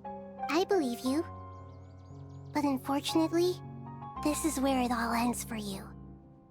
This experiment does not belong to you, nor do any of the results. Experiment?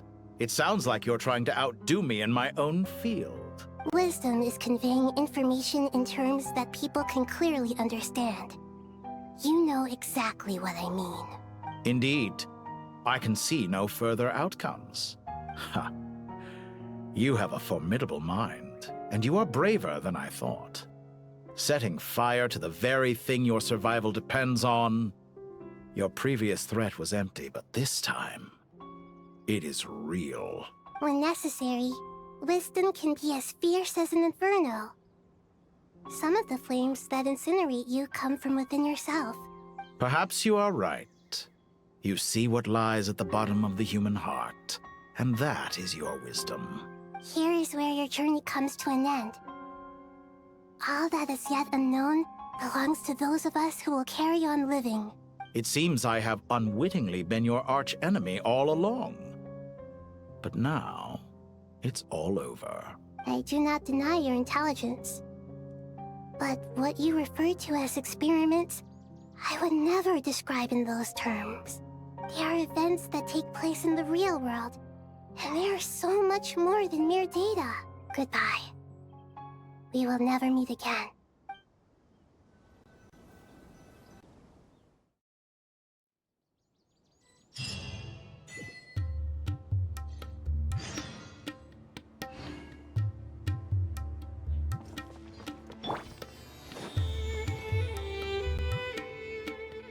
Well, that's the last of them. Everyone on the list is already back where they should be. It was a long, hard road, but we finally finished escorting everyone back. I just pray that we'll never need to leave again. I hope we can stay here forever in this peaceful paradise of our own choosing. Paradise. In the annals of the Temple of Silence, that word carries great significance. It represents the hopes and desires of the gods. Their longing for a place to rest. I wouldn't think gods need such a place. People always think they're the only ones who can lose their homes. They forget that gods too need a place to reside. As the Goat King once said, "A god without his people shall cease to exist." Gods need their believers every bit as much as their believers need them. Only we can truly understand how much the desert faith has faded over the centuries.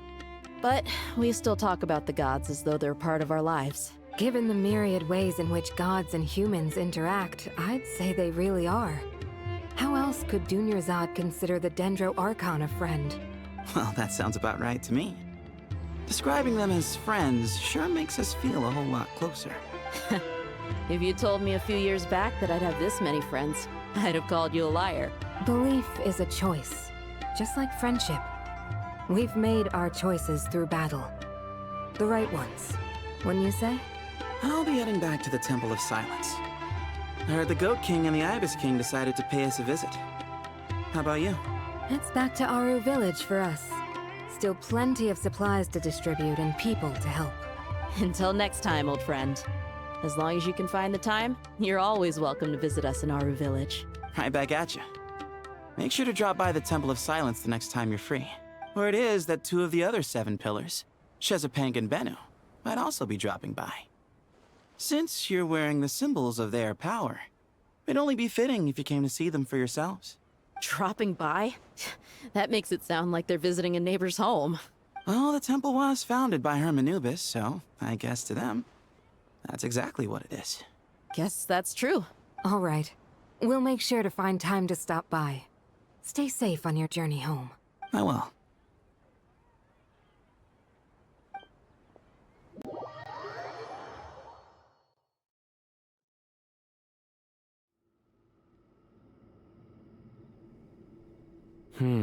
You do have a point. See? Retirement has always been a problem, especially for old-timers like us who've been locked away all these years. You finally step out into the light, and bam! You're face to face with a whole different world. Naturally. What do you think, Layla? Huh? Why would you think to ask me? How could I possibly be qualified to decide where the servants of King Deshret should live? Sorry if my question was unclear. Do you think their statues will stand out too much if we place them here? Hey, I never agreed to this. How could we possibly allow our statues to be left in Hermanubis' home? That would be like breaking into someone's house, then pretending it belonged to you in the first place. Different beliefs can coexist. We still need to respect one another. By which you mean, you two plan to stay at the Temple of Silence, for a while at least, but you have no intention of relocating your statues here. So, you see this as sort of a family visit? Is that correct? Family. Huh. You could say that. In a sense, Hermanubis would view this as his home. Just look at this place. Magnificent, is it not? The sad truth is, in the past, all three of us invested so much into misguided ventures. We failed to build what we should have, and wasted so much time instead. And what do you mean by that? I mean that for the most part, time spent associating with the likes of Sobek, and, let's say, Thoth, might reasonably be considered wasted.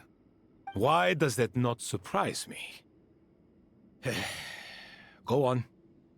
Anyway, given how much time we'll all be spending together, I'd say that the bonds we built will end up proving to have been a sound investment. Once Sethos, the current leader of the Temple of Silence, returns, you can discuss the matter of staying here with him. But judging by the expressions of everyone here, I imagine you'll receive a very warm welcome. This sacred ground houses untold knowledge, after all. What better place for the servants of King Deshret to appear in the mortal world? How about we share a meal together first? I imagine it's been many years since you last tasted fresh food. Oh, that sounds wonderful! After so many hundreds of years, I can only surmise that desert cuisine has become a lot more varied. Are we having a get-together?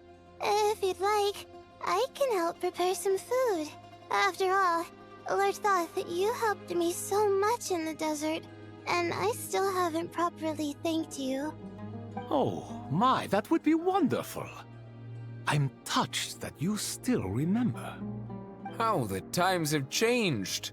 To the people of today, it seems the Ibis King has become a kind and passionate god.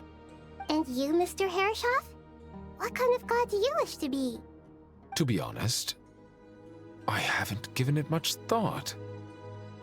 How about you, Dendro Archon? Do you have any hopes for your future? Me? I'm very happy with my current life. Forgive my bluntness, but you do not seem to derive your authority from majesty and might, like Lord Al-Ahmar. Clearly your approach has its advantages, but also its dangers, don't you think? I do, but projecting a majestic front doesn't really suit me. Besides, my relationship with others isn't simply one of a god and her people. Not putting on airs might earn you more adoration. Exactly. Besides, I really like parties where everyone brings their own food, and we all come together to share. You should join us. I'm sure you'll find it fun. Last time when we got together for a picnic near the Avidia Forest, it was quite the occasion. Seeing as you're already here, how about we hold the next one in the desert? Can we do that? Wouldn't Tainari have to transport a ton of drinking water? Don't worry, I can help out. Layla, would you like to join us next time? Me? Sure. The more the merrier. That way we... Don't take this the wrong way. I just think you should know. When it comes to passing the time, chess is more our thing. In that case, Dendro Archon, what do you say? If I were to compete against you, I can't say with certainty I'd win, but I certainly wouldn't mind giving it a shot. Where's Sobek? I'm sure he'd be good for a few rounds. Cards, cards, cards! I'll always prefer chess. I wonder what variant of chess we're talking here. Mr. Thoth, is there some sort of astrological significance to this game? Oh, I'm glad you brought that up. As long as the leader of the Temple of Silence agrees, we can search Hermanubis' place for books to teach you how to play.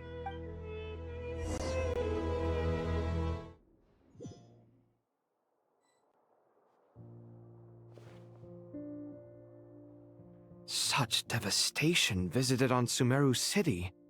So many houses destroyed or damaged in the fighting. Who could have foreseen this? Look at all of this. It's going to take me forever to tidy up. I suppose living below the academia doesn't always work out to your advantage. I would have thought a little appreciation of my sincerity and effort in helping to clean up this mess might be in order. Helping? Effort? This is your house! Of course you should be putting in the effort! If anything, I'm the one who's helping!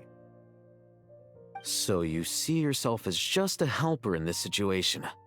I must admit, I'm rather shocked. If you're trying to say that since I live here too, I have an obligation to tidy up, fine, I suppose I do. Wait a second, stop changing the subject! Nevertheless, in the wake of a great storm, a missing roof is a predictable inconvenience. can you stop making it seem like I care more about this house than you do? Doesn't it upset you at all to see your home in this state? I won't pretend it's ideal, but that's no reason to be upset. This is the roof over your head, your shelter from the cold. The furniture is scattered, the paintings have fallen off the walls, the windows are shattered. Don't you feel even a little disheartened? The way I see it, these problems are easily solved. Ugh, this is precisely why I hate talking to you about sentimental things. It's like banging my head against a wall. You simply don't understand just how much work goes into making a proper home. It sounds like this is causing you a lot of anguish. You mean the house or the paintings? I mean your sentimentality. Oh, well, yes. But I'd rather not dwell on such things right now. Generally speaking, when anguish becomes the norm, people usually make an attempt to improve their situation. But there are so many people and things in life that are difficult to change. It's not like you can force them. Besides, anguish can be a source of inspiration. And I'm not sure I could break my reliance on it. I'm glad you're able to make yourself think like that. What kind of a response is that? I was stating a profound truth about the very nature of art. Suffering is the cradle of all creation. Even you can't deny that. And I wasn't trying to. I'm just happy for you. Pure and simple. Can't you tell? Happy about what? Happy that you can always find an answer that backs up your views. You... More often than not, life is a process of running into problems and then searching for answers. Yours more than most. Not everyone's so good at justifying things to themselves. It's something that you've been steadily mastering. Huh. What about you, then? What skills have you been mastering lately? Pass me that box. Huh? Okay. You may consider this my progress on the path to mastery. What? Wait a second. Isn't that box mine? Hey, it is! It must have fallen off that shelf. I'll hate them. Those are my paints and inks. Would you like me to put it in your bedroom for you? Huh? I mean, sure, if you don't mind. What kind of progress is this? Does he think he can bribe me? Not that giving me back my own things is much of a bribe. These books on the floor, they're a complete mess. And this one, didn't he say it was an out-of-print collectible? It's completely covered in dust, and some of its pages have even fallen out. Ugh, guess I should help him repair it. This one too. And this one.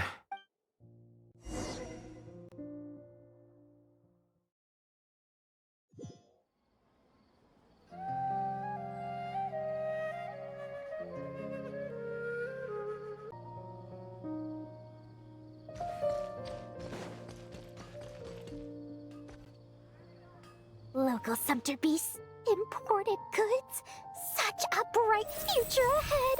I can picture the Mora just rolling in.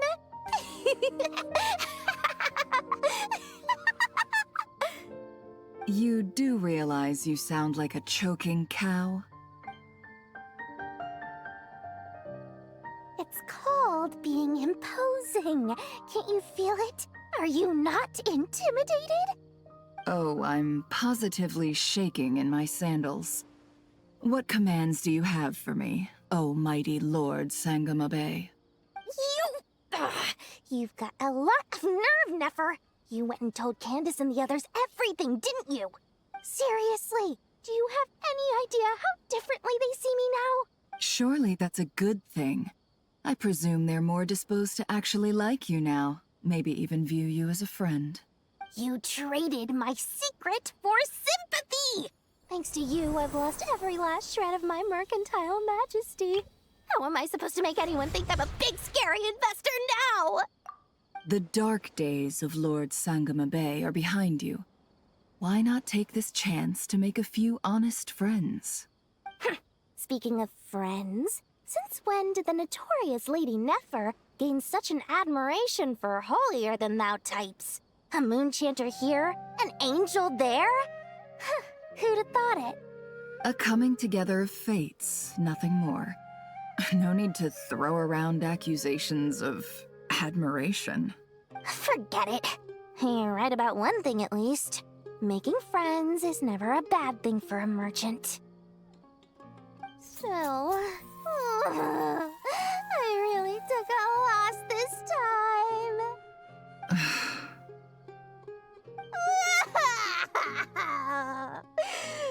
What are you looking at? I'm trying to see if you're really crying or if those are just crocodile tears. A little birdie told me that when Lord Sangamabe makes money, the tears flow from the center of her eyes. But when she loses it, they flow from the corners. Which is it this time? Ugh, you are so annoying. I'm not talking to you anymore. Nefer! Thank goodness you're here. I've been looking everywhere for you. Huh? Well. If it isn't the House of Dana's very own librarian. What can I offer you today, Miss Katayun? Oh, no. I'm not here to buy. I'm here to bring Lady Nefer a book, and a fascinating one at that. We agreed to meet at the entrance to the mausoleum of King Deshret. One more thing. I bought this copy with my own money. It's not borrowed. Reasoning knows not time of day, but suspense always follows a blizzard.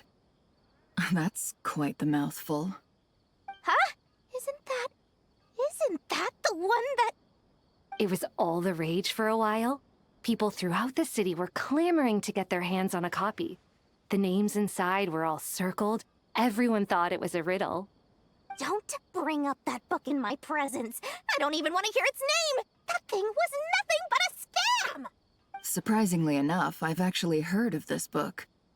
Though it doesn't seem of much consequence. So what truth lies behind it? You're from the Vahumana and you're asking me what the truth is?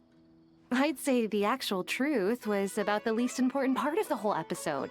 I brought you this book because it probably has the most interesting backstory of any in the House of Dana's collection, at least in recent years. As for its quality, well, you can judge that for yourself. Don't tell me it's actually any good. You may not know this, Lord Sangamabe, but Lady Nefer has a fondness for books with... how should I put this? Mixed reviews? No eye for good literature, huh? Perhaps she feels that bad books hide interesting secrets? But I shouldn't put words in her mouth. It's probably fair to say she prefers the conversations that books can spark over the substance of the books themselves. Suits my style as an intel broker, wouldn't you say? Very interesting, thank you. I'll return it to you once I'm done reading. And as it happens, I have something for you, too. Incense? I imagine you've already used up the incense I gave you last time. Here's some more. This batch is from Nodcry, so the scent won't be quite the same. Well, actually, I've been saving the incense you gave me.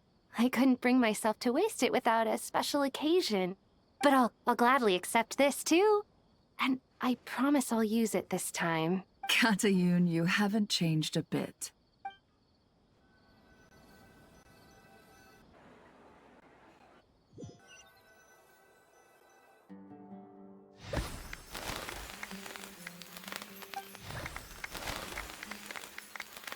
Congratulations, Kale. Well done, Kale. After studying for so long, you've finally become a full-fledged ranger. Sure hasn't been easy for you, huh? This really is fantastic news. All grown up. No longer a trainee, but an official forest ranger. Oh, the next step is to secure tenure in the academia. Thanks, everyone. It's true. I'm an official forest ranger now. Master Tainari, thank you for your guidance and support. I wish Mr. Sino were here so I could thank him too. Sino had a matter to attend to at the Temple of Silence. I don't imagine he'll be back for some time. But don't worry. We can celebrate together once he's finished. I'm afraid the party will have to wait. Kale still has some matters to attend to first. Kale? Is everything all right? No, it's not what you think. There's nothing wrong with my health. I just have a few things I need to deal with. I've made plans with the Traveler and Paimon to visit Mondstadt. Master Tainari and Mr. Sino will be accompanying us too. Well, that's a relief. Let's get together when everyone's back. I'm sure you'll be doing even better by then. Of course. I have a feeling you're right.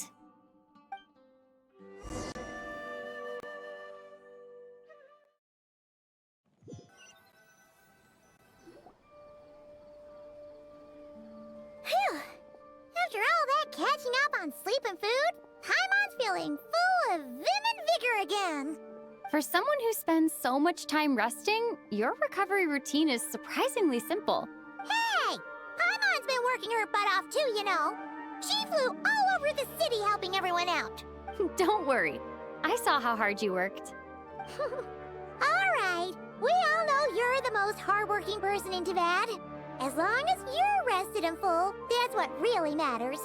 Paimon's been looking around the place, and it seems like the city's already on the mend.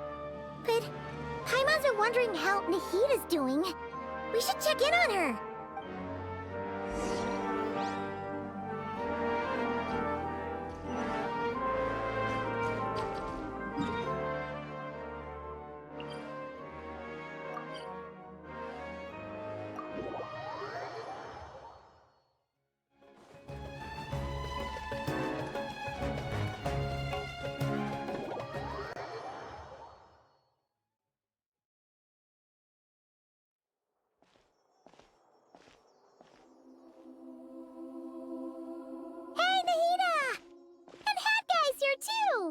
Traveler, Paimon! What's going on here? Nothing much. Nahida was just expressing concern for my physical and mental well-being. Oh, the Traveler told Paimon all about that. We've both been very worried about you. Are you feeling alright? You make it sound like I'm on the brink of some kind of breakdown. Truth is, I'm doing much better than you might imagine.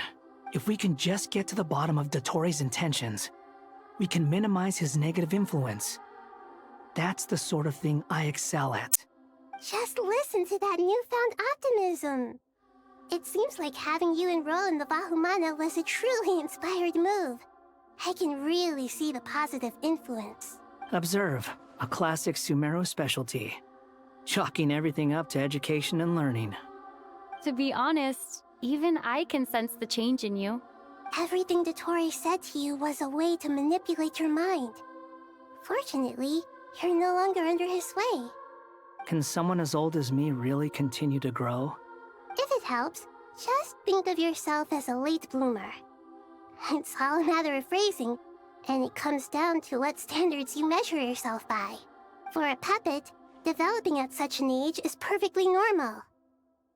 But if you choose to call yourself a late bloomer, it sounds more like you consider yourself human. However you see yourself, well done. All right, I see what you mean. Anyway, what's your next step? What else can I do but complete my current courses? Everything else can wait. Anyway, that's enough chit-chat. There are still things in the city I need to help out with.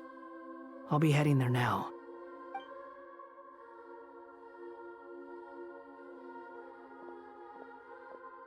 I'm so happy that Hat Guy is doing better than we thought.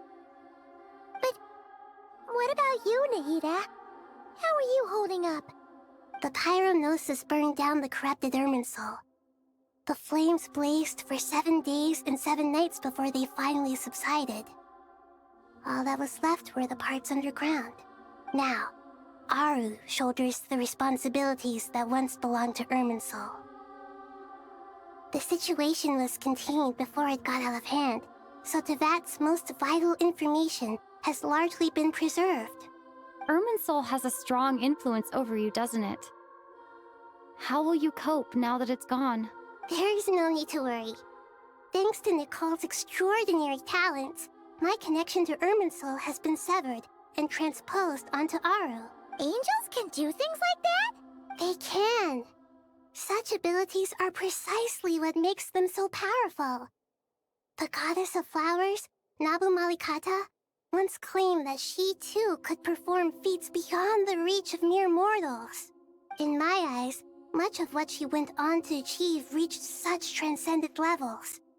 Her and Nicole really are both fascinating and magnificent. So, does that mean your situation is stable now? Correct. Just imagine that Aru has become the new Irminsul, and the essence of my existence has been bound to it. The wisdom of Sumeru has ultimately converged into a single, unified entity.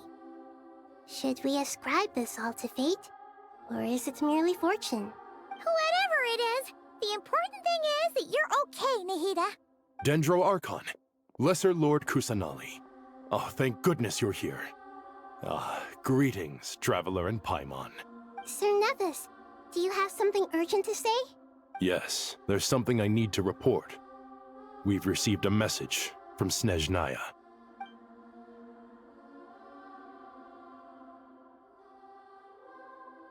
The Fatui Harbinger, the Rooster, sends us his sympathies, along with all the usual pleasantries. His stance is that, following the unrest and Nod Cry, Dottore was subjected to internal censure. This madness was the act of a rogue element, one who cannot be seen to represent the Zapoliarni Palace. No less than can be expected. Snezhnaya paid a heavy price working to stop him. They even lost one of their own Harbingers. The letter goes on to say that even so, Snezhnaya cannot claim to be blameless. Apparently, they will deal with Dottore's subordinates in accordance with Snezhnayan law, holding all those involved in his crimes accountable. Additionally, they are supplying relief funds and supplies, which are already en route. They hope this will aid in Sumeru's reconstruction. Sounds like he's got an answer for everything. True. But as diplomatic rhetoric goes, it's highly effective. Completely watertight, both in logic and sentiment. This disaster has had a profound impact on Sumeru. There is much that I will keep in my heart. The matter of Dottore can be seen as settled for now. We are sure to cross paths again in the future, and in that light, Snezhnaya would do well to uphold their responsibilities and keep a tight rein over their actions. With Irminsul burned, the flow of fate now carries many more possibilities. I will be watching carefully. Perhaps we can move on to a less serious matter? Dendro Archon, will you eat with us once this matter is dealt with? Everyone wishes to celebrate together. Your presence would be most welcome. Of course! Junior Zod, Sino, and Hypatia all told me the same thing.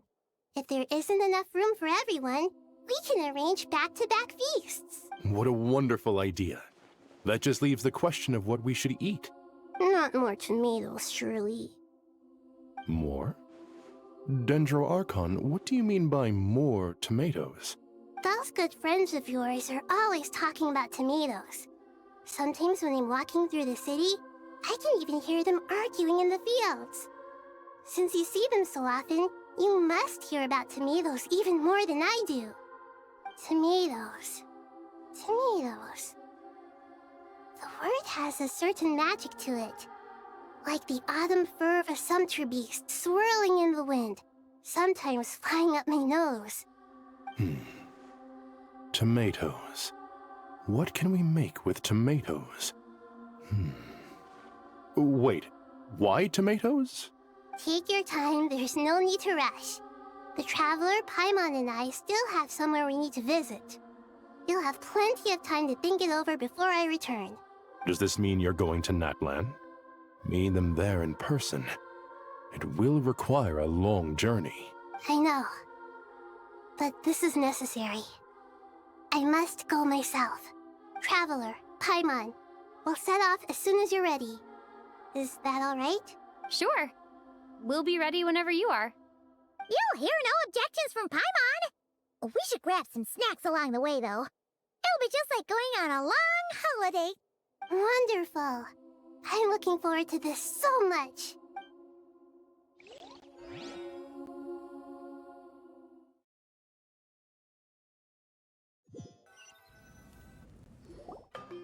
Natlan is such a lively place.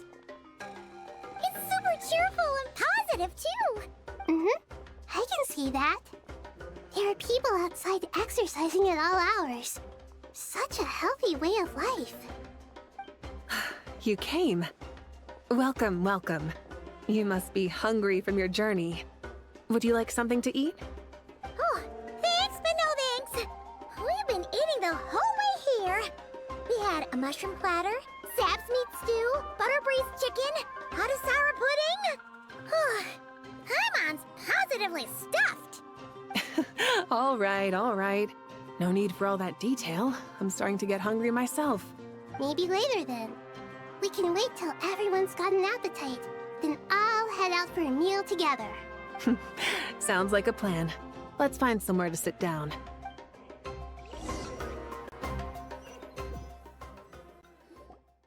I should tell you, I already have some sense of why you've come. Why's that, Malika? To say thank you. Your senses are spot on. But on top of that, we also feel guilty. Because the pyronosis has vanished? I sensed its loss. Despite scouring through the remnants of Irminsul, we couldn't find any sign of the pyronosis. Not even any trace of it burning to ash. That's certainly unusual. Still, the potential fallout from Irminsul's loss is significant, to say the least. Perhaps the pyronosis's disappearance is simply a knock-on effect of the impact it's had on a certain strand of fate.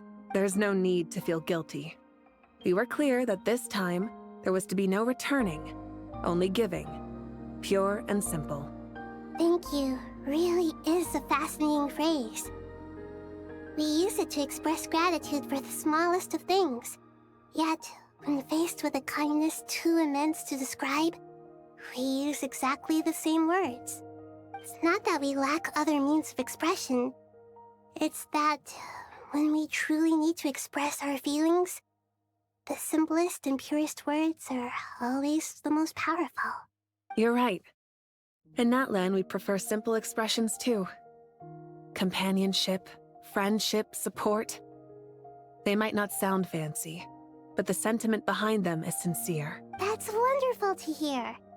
Sincere feelings are often a vehicle for the deepest wisdom of all. Irminsul's destruction doesn't seem to have done you much harm. I'm glad to see you're doing well. There's still a lot of work to do, but before we begin, we felt it was important to come here and speak with you. Partly to express our gratitude, but also because we felt that seeing you, in a sense, is like basking in warm sunlight. That's a nice way of putting it. I like that. To tell you the truth, though, I'm not a fan of somber meetings. So, since there's nothing more to say, why don't we go bask in some actual sunlight? The weather's beautiful today. What a great idea! Paimon's gonna lie back and soak up some rays.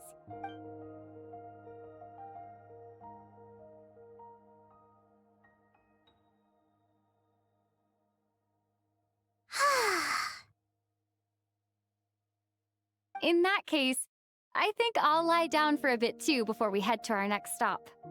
And where might that be? Mondstadt. Paimon and I are gonna head back there with Kale and the gang. Long ago, I sensed that the god remains inside Kale had come from the goddess of flowers. but I kept it a secret. Those remains weren't hurting Kale. Not as she is now. They simply exist. Besides, I could sense a deep yearning within her. A yearning for an ordinary life. A yearning to hold on to the hard-won happiness she now enjoys. With someone like her, I have a responsibility to keep her secret. She should be ready to face the truth by now. Whenever people meet, there is always the potential to create warmth and kindness. Every child grows up, but even as adults, they are still children in the eyes of certain people. Oh, just like how Paimon sometimes sees Nahida as a little kid. Is that so? Well, anyone who's friends with a kid is probably a kid themselves. Of course! And there's nothing wrong with that. When we get back, we'll actually be hanging out with another of our friends who happens to be a kid. Or more like looking after, in her case. Anyway, we'll always be there to watch out for our friends. Dear Sucrose, when you receive this letter, I'll probably be as busy as always. But busy with wonderful things. That's because I'm no longer a trainee. I'm now an official forest ranger. Impressive, right? Sino said that official rangers sound much tougher than trainees. Though he did say it was already pretty tough to start out with. You probably heard that something big happened in Sumeru recently. Don't worry, it's all been taken care of.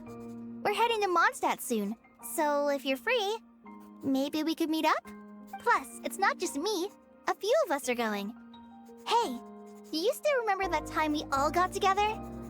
You know, when we all went to the Windbloom Festival? It'll be just like that.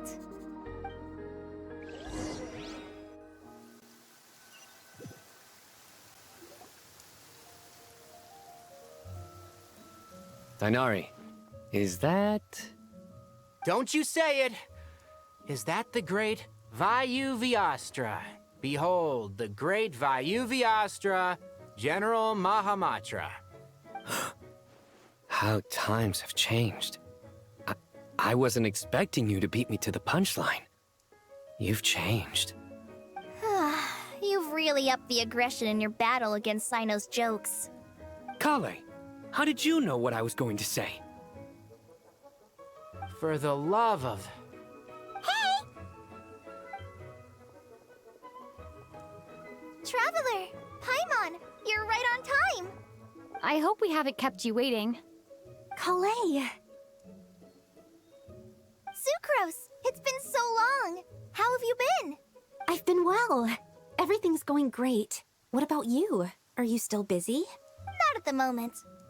Oh, right! That juicer you gave us works amazing! Farzan loves it! Seriously? That's wonderful. I don't suppose you drew up a detailed test report. Oh, what fruits did you use? How's the texture of the final product? Sucrose, you might want to try asking your questions one at a time. Albedo! Paimon didn't see you there! It's been a while since all of us were together like this.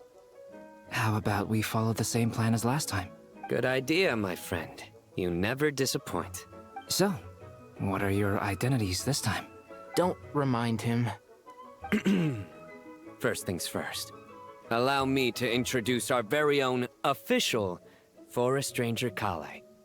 The rest of us are simply her humble travel companions.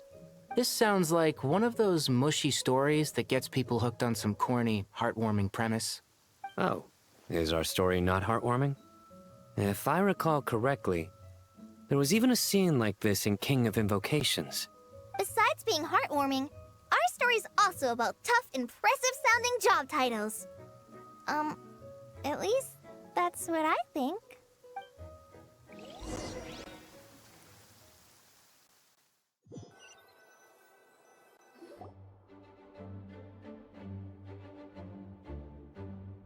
Oh, you're here already? I'm still giving Dodeko a little trim. I won't be a moment. A trim? Does Dodoko need haircuts too? Of course. It's important to know how to take loving care of the apples of your eye. All of these trivial matters get left to me. It's because I'm an angel, and angels are, in a way, the guardians of all Teyvat. Oh, an impressive-sounding job title. What are you writing? I'm just brainstorming some cool-sounding lines. Oh, write them on these card backs. Of course. Clearly, my lines are pretty amazing, wouldn't you say? Miss Nicole? Kale? You seem a little nervous. I was just wondering, who was the person you mentioned who needed their wish fulfilled? Wish? What do you mean? Miss Nicole asked if we could meet up in Mondstadt once everything was over. She said a friend of hers had a wish that needed my help to come true. Well, you never mentioned that before. All we knew was that you'd arranged to meet in Mondstadt. But we thought it had something to do with the god remains. To be fair, everything I told you was true. Anyway, my friend is waiting. Come on, let's pay her a visit.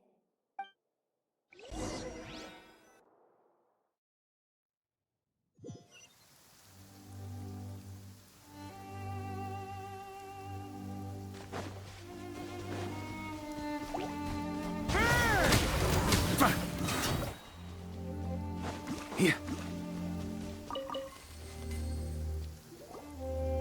Huh? You're... Surprised? I bet you weren't expecting to meet a woman like me beneath this beautiful tree in a faraway land. An oasis will spring from the place where a djinn resides. That saying falls somewhat flat here in Mondstadt, given that everywhere is already so lush and green. Lilupar, what are you doing here? I made friends with Miss Nicole. I asked her to bring me here and then invite Kale to come. The prologue to this story is that I have a wish. It has stirred within my heart for centuries. Millennia, even. Originally, it was merely Al-Ahmar's lie, but now it has become reality. Could this be... related to the goddess of flowers? My dear young lady, my mistress left her final trace in this world upon you. I can't tell you how glad I am to see you here. And now I have seen you, and peered into your heart. You have experienced hardships and suffered setbacks. The torment an ordinary person might expect to face has befallen you threefold. This is the source of your resilience. But, beneath all this, I've witnessed the seeds of desire. You yearn to return to the simple life you once knew, do you not? I do. I want to throw away everything that isn't mine. But how do you decide what is yours? The scars that others carve into your flesh? The kindness and love they inscribe? Are these things not yours as well? They are. This is something I've talked about with Miss Nicole. Miss Nicole said I should learn how to adjust my standards. I just want to live as an ordinary human. Anything beyond that isn't mine. Don't you want anything from the remains of the goddess of flowers? She gave me a revelation once. I think that's already more than enough. In the past, you would not have possessed such a rich heart. Your brief life has taught you to hold on to everything good, to home in on kindness. How fascinating. You're nothing like Nabu Malikata, and you're certainly not her. Of course not. I'm not some great and powerful being, Miss Lilupar. Yet I am a djinn. We exist because of the Lord of Flowers. We revere and love her. My wish is to see her one last time, to give everything for her. Kale, can you do this for me? But her remains won't be easy to remove. Are you sure this is what you want? That's beside the point. First, I need to know. Are you willing to do something for the soul of this lonely, wandering woman? I'm willing. But look, you know nothing about me. Even if you have heard the stories about me, all you would know is that I was rightly punished for the many evil deeds I committed. Ah, so you do know. Your lips are quivering, your eyes trembling, and still you're willing to do something for me. Life has been cruel to you, and yet you've learned to be kind, my dear young lady. To repay your kindness, I too must play my part. Are you sure about this, Lilupar? I yearn to see my mistress. For this moment, the world can burn to ashes, the universe be engulfed in flame. I care about nothing else. And you, Kale, I can give you a gift. You'll become just another ordinary human. But Miss Lilopar, what will happen to you? My wish will be fulfilled, and I can die happy. Why would you wish for that? A long, unending life might seem desirable for one who has never possessed it, yet it brings torment to one who has. My remains are scattered across the yellow sands, but my soul can find no peace. Since you've promised to grant my wish, give me that release. Allow the dying to die, and let the dead rest in peace. You have my thanks. Kale, there's no pressure on you. What she said, it's all true. A wish is a genuine desire, after all. It's as if you want to use the last of your life to give me a better future. Nothing so selfless. We'll be using our futures to fulfill each other's wishes. This is a noble act, a beautiful and secret transaction between two women. I understand. Miss Lilopar, I'm ready. Close your eyes, Kale. Then open your soul. From there, I will embrace my mistress. The downpour of flowers is your touch. Like returning to the very beginning. Like surrendering to your grace, my mistress. People say that devotion is beautiful, yet filled with pain. How foolish of them. For me, devotion is beautiful, pure and painless. Devotion is my love. Thank you.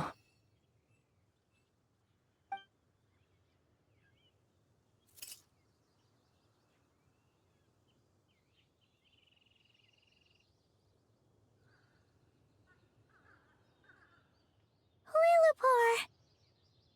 She disappeared? She left, carrying the blessing of flowers. Kale, are you alright? I'm fine. Now that the remains are gone, I don't actually feel any different at all. Those remains weren't hurting Kale. Not as she is now. They simply exist. Besides, I could sense a deep yearning within her. Kale must have already received what she was yearning for. I'm doing fine. I feel relaxed. There's really no need to worry. Then my wish has come true, too. To become ordinary? That's just one of my wishes. Actually, I have a few more. For instance, I want to protect the people I meet and help them find happiness. That sort of thing. So between Miss Lilopar and me, you fulfilled 2 wishes already, and protected 2 people. Wonderful, isn't it? I feel so fantastically happy. I guess that settles things here. So what's next? What do you want to do when we get back to town? Clay, look who I've brought to see you. Hey, Kale! I heard you guys were holding some kind of secret event. How come you started without me? Huh? Oh no, it's nothing like that. We were just saying goodbye to an old friend. Really? Who? Me. The old me. So that's what this is all about. Did you come all the way to Mondstadt for that? Because we knew the old you so we could witness the change? Exactly. The old me is gone.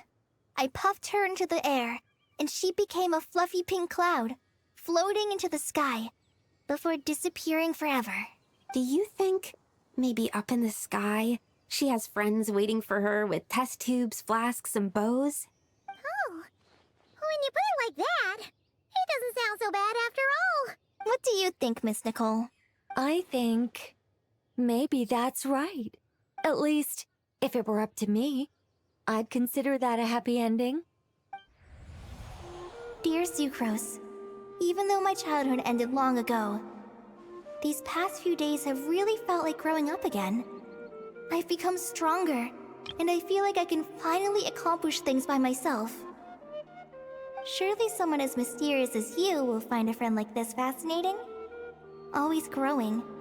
Always thriving like a plant. I came to say goodbye to my old self. I know that after this, she'll be gone. Thinking about it makes me feel a little lonely. I know the weakness that kept me company will one day leave me too.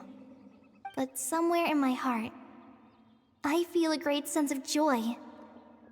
It feels like I've always wanted to take this step. To walk towards the new me.